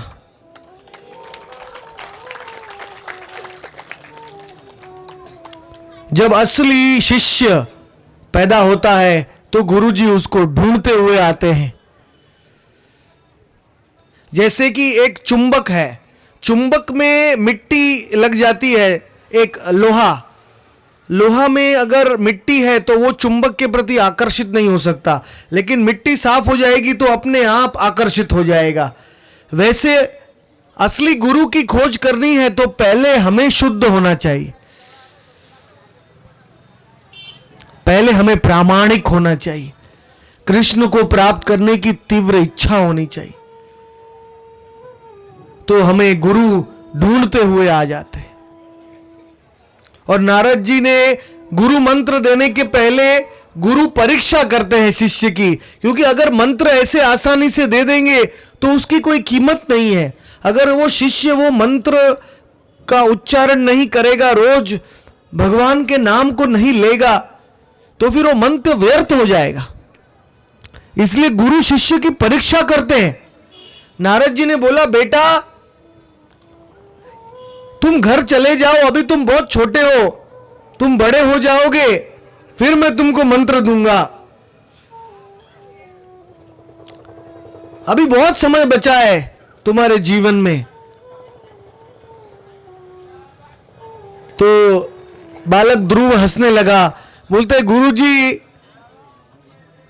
आप मेरी परीक्षा मत लीजिए, आप मेरे पास आए हैं मुझे उत्साह देने के लिए, मुझे आशीर्वाद देने के लिए, कृष्ण की प्राप्ति के लिए, और आप मुझे निरुत्साह कर रहे हैं।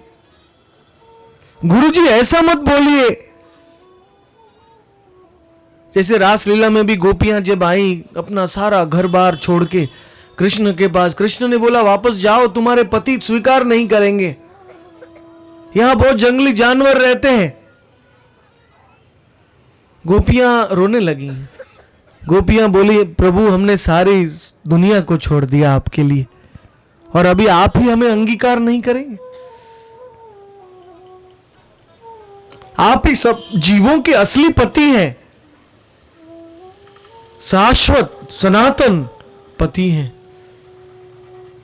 पिता हम यस्य जगतो माता धाता पितामह अहम बीज प्रदापिता।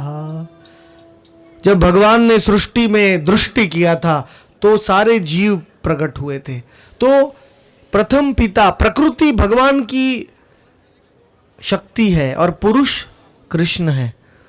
तो उस पुरुष को मुझे जानना है। गुरुजी मुझे आप मंत्र दीजिए, उस मंत्र में मैं सिद्धि प्राप्त करूंगा और वो कृष्ण का दर्शन करूंगा। हर एक मंत्र होता है ना, उसके पीछे मंत्री होते हैं, मतलब मंत्र का स्वरूप होता है, साक्षात भगवान होते हैं, और वो मंत्र ही हमको कृष्ण के पास ले जा सकता है। जगतेर पिता कृष्ण जेना भजे बाप पितृद्रोहीर पातकी जन्म जन्मता। इसलिए गुरु जी जब हमें दीक्षा देते हैं, दाहिने कान में गुरु मंत्र मिलता है, दीक्षा का मंत्र, उसको आत्मा का जन्म कहते हैं। शरीर का जन्म हमको माता पिता देते हैं, और दीक्षा काले शिष्य कोरे आत्म समर्पण, शेई काले कृष्ण तारे कोरे आत्म सोम।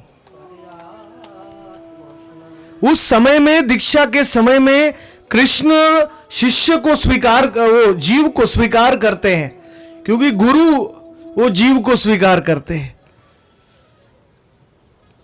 तो सतयुग का 12 अक्षर का मंत्र था, सर्वशक्तिशाली मंत्र, जो मंत्र को लेने से वैकुंठ तक हम पहुंच सकते हैं। और वो मंत्र नारद जी ने ध्रुव के कान में दे दिया। ये मंत्र सतयुग का मंत्र था, इसलिए हम कलयुग में जोर से बोल सकते हैं, नहीं तो ये गुप्त मंत्र था। सतयुग में कोई जोर से नहीं बोल सकता था, लेकिन हम कलयुग में बोल सकते हैं।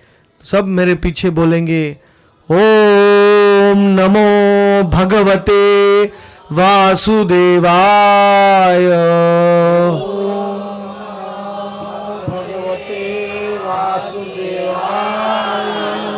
ओम नमो भगवते वासुदेवाय।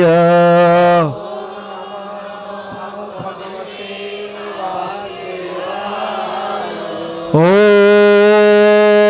नमो भगवते वासुदेवाय।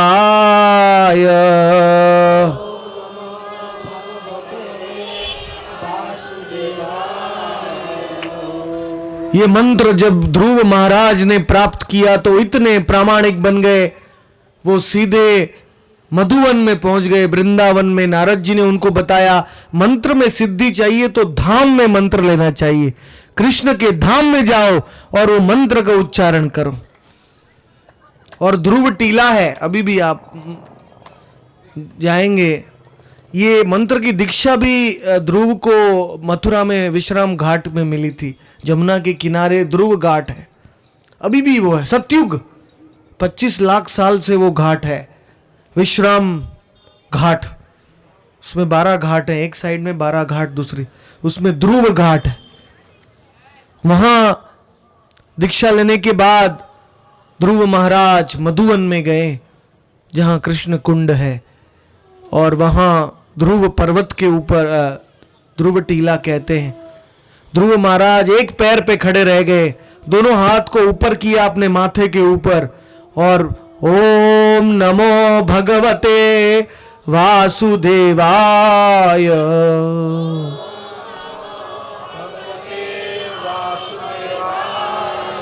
पूरे नारायण जो वासुदेव हैं, नारायण 4 हाथ वाले, वो वासुदेव का स्वरूप इस मंत्र में है। साक्षात खड़े हो जाते हैं वासुदेव आपके सामने ये मंत्र को लेने से। तो ध्रुव महाराज ने ऐसी कठोर तपस्या की, पहले महीने में उन्होंने खाली फल खाए, 3 दिन में एक बार, दूसरे महीने में खाली पत्ता खाया 6 दिन में एक बार, तीसरे महीने में खाली पानी पिया 9 दिन में एक बार, चौथे महीने में खाली हवा पे सांस ले रहे थे 12 दिन में एक बार, और 5वें और 6ठे महीने में सांस लेना भी छोड़ दिया, केवल ओम नमो भगवते वासुदेवा अंतर मानसिक जप कर रहे थे। जो योगी होते हैं वो कुंभक प्राणायाम, कुंभक और रेचक कहते हैं उसको, सांस लेते अनुलोम विलोम के बीच में आता है एक, तो आप सांस को रोक के रखते हैं। जो सांस को रोक के रखता है वो बहुत लंबे समय तक जीता है, क्योंकि हमारी सांस निर्धारित होती है हमारे पिछले कर्मों के अनुसार। इस जन्म में हम कितना सांस लेने वाले हैं वो फिक्स है। तो अगर आप सांस को स्लो कर देंगे तो बहुत सालों तक जिएंगे। हिमालय में योगी 2000-3000 साल जीते हैं, क्योंकि कुंभक करते हैं, 6-6 महीने में एक बार सांस लेते, 3 महीने में। लेकिन कलयुग में ज्यादा जी के भी करेंगे क्या? क्वालिटी होना चाहिए, खाली क्वांटिटी होगी, क्वालिटी नहीं। तो भगवान के स्मरण में जियो, क्वांटिटी अपने आप आयु बढ़ जाएगी। तो आखिरी 2 महीने में सांस नहीं लिया, उसके कारण क्या हो गया कि ध्रुव महाराज के शरीर के सारे छिद्र पूरे बंद हो गए, नाक कान सब। तो भगवान धीरे धीरे उनके हृदय में बैठ गए। वो मंत्र की शक्ति है, जब किसी महापुरुष से मंत्र मिलता है, मंत्र भी किसी महापुरुष से जो खुद वो मंत्र में सिद्धि प्राप्त किया हुआ है, उसके पास से मंत्र लेने से हमें भी सिद्धि मिलती है।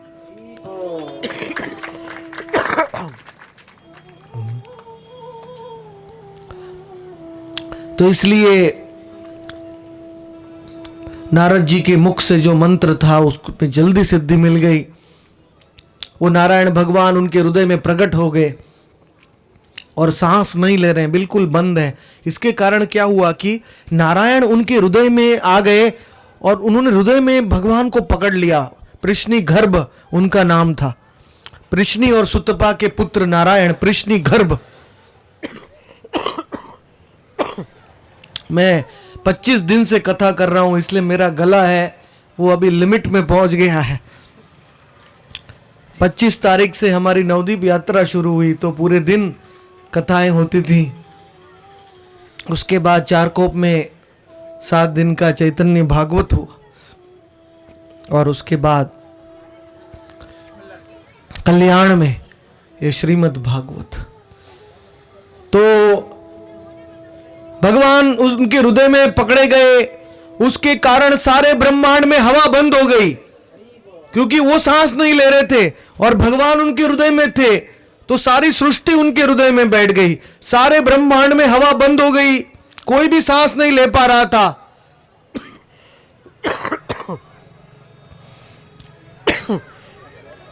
सारे देवी देवता ब्रह्मा के पास गए।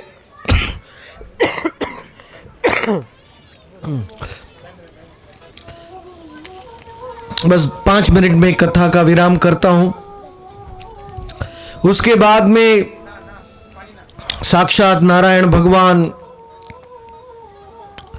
ध्रुव महाराज के सामने प्रकट हुए। ध्रुव आंख नहीं खोल रहे थे क्योंकि उनको अंदर ही भगवान दिख रहे थे। तो बाद में ध्रुव ने, भगवान हृदय से अदृश्य हो गए तो ध्रुव को आंख खोलनी पड़ी। तो सामने देखा कि भगवान खड़े हैं। ध्रुव महाराज ने दंडवत किया। उनको संस्कृत भाषा नहीं आती थी, वो अशिक्षित थे। तो बालक ध्रुव ने सोचा मैं स्तुति करूं भगवान की। तो भगवान ने हाथ में शंख लिया और ध्रुव के मस्तक को स्पर्श किया, और जैसे ही स्पर्श किया तो बालक ध्रुव को सारा संसार का ज्ञान हो गया और ध्रुव महाराज ने स्तुति आरंभ की। ध्रुव महाराज ने कहा कि हे प्रभु, सबसे पहले मैं ये कहना चाहता हूं कि मैं मेरे दादा जैसा राज्य मांगने के लिए आया था आपके पास, लेकिन अभी मुझे ये नहीं चाहिए क्योंकि मुझे आपके जैसा रत्न मिल गया है। लेकिन भगवान हंसने लगे। भगवान ने कहा देखो ध्रुव, तुम मेरे पास आए हो जो इच्छा के लिए, वो मैं पूरी नहीं करूंगा तो लोग कहेंगे कि नारायण कुछ नहीं दे सकते, कृष्ण की भक्ति मत करो। इसलिए ध्रुव मैं तुमको आशीर्वाद देता हूं कि तुम 36,000 साल तक पूरे पृथ्वी के राजा बनोगे और उसके बाद तुम्हारी इच्छा पूरी होगी। तुमको अपने दादा ब्रह्मा से भी बड़ा राज्य चाहिए था। तो आकाश में वो जो ध्रुव का तारा दिखता है, उस तारे में दूध का सागर है और दूध के सागर में मैं शिरोदक्षाई विष्णु के रूप में विराजमान हूं। सबके हृदय में जो परमात्मा के रूप में बैठा हूं, वही मैं वहां से आता हूं। उस दूध के सागर से ध्रुव लोक में श्वेत द्वीप है और उस ध्रुव तारे, उस तारे का नाम तेरे नाम से होगा और तुम उस तारे, उस मेरे राज्य का भी राजा मैं नहीं बनूंगा लेकिन तुम बनोगे। सोचिए, भगवान ने अपने ही लोक का राजा ध्रुव को बना दिया।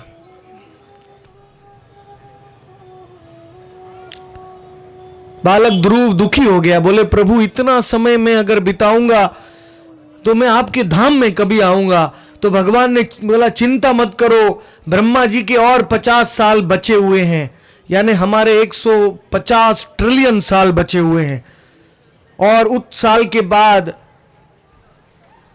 ये ध्रुव तारा है वो जब ये ब्रह्मांड का प्रलय होगा तो ये ध्रुव तारा, ध्रुव लोक है, वो निकल जाएगा इस ब्रह्मांड से और सीधा वैकुंठ में चला जाएगा। इस ध्रुव लोक का कभी विनाश नहीं होगा क्योंकि ये मेरा चिन्मय लोक है और तुमको सनातन जन्म मिलेगा वैकुंठ में। तो ये बोल के ध्रुव महाराज कृतार्थ हुए। थोड़े से दुखी थे कि इतना समय बीतेगा वैकुंठ जाने के लिए, लेकिन भगवान की आज्ञा शिरोधारी किया। फिर अपने भाई उत्तम को उन्होंने यक्षों ने उत्तम को मार दिया तो यक्षों के साथ युद्ध किया और पराजित किया उनको। और इस प्रकार से भागवत के 4th स्कंद को हम विराम देते हैं। कल हम 5म स्कंद से शुरू करेंगे। पूरे ब्रह्मांड का नक्शा दिखाया जाएगा आपको, कौन कौन से लोग हैं, क्या क्या हो रहा है। और अजामिल की कथा आएगी 6th स्कंद में और 5म स्कंद में अनेक प्रकार के वर्णन आएंगे। वृत्रासुर की कथा, चित्रकेतु की कथा आएगी 6th स्कंद में। और कल हम सारे छवियों के साथ में आपको ये सब कथा सिखाएंगे दिखाएंगे। भरत महाराज की कथा है, जिन्होंने 3 जन्म लिया भगवत धाम तक पहुंचने के लिए, वो भी कथा आएगी। और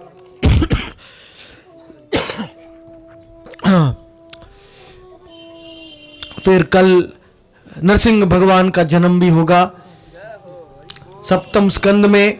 आप सबका स्वागत है, कल जरूर आप पधारें। धन्यवाद। श्रीमद् भागवत ग्रंथ राज की जय। उठने मत, बाहर से थोड़ा सगत कर देता, बाद में सुन लेते।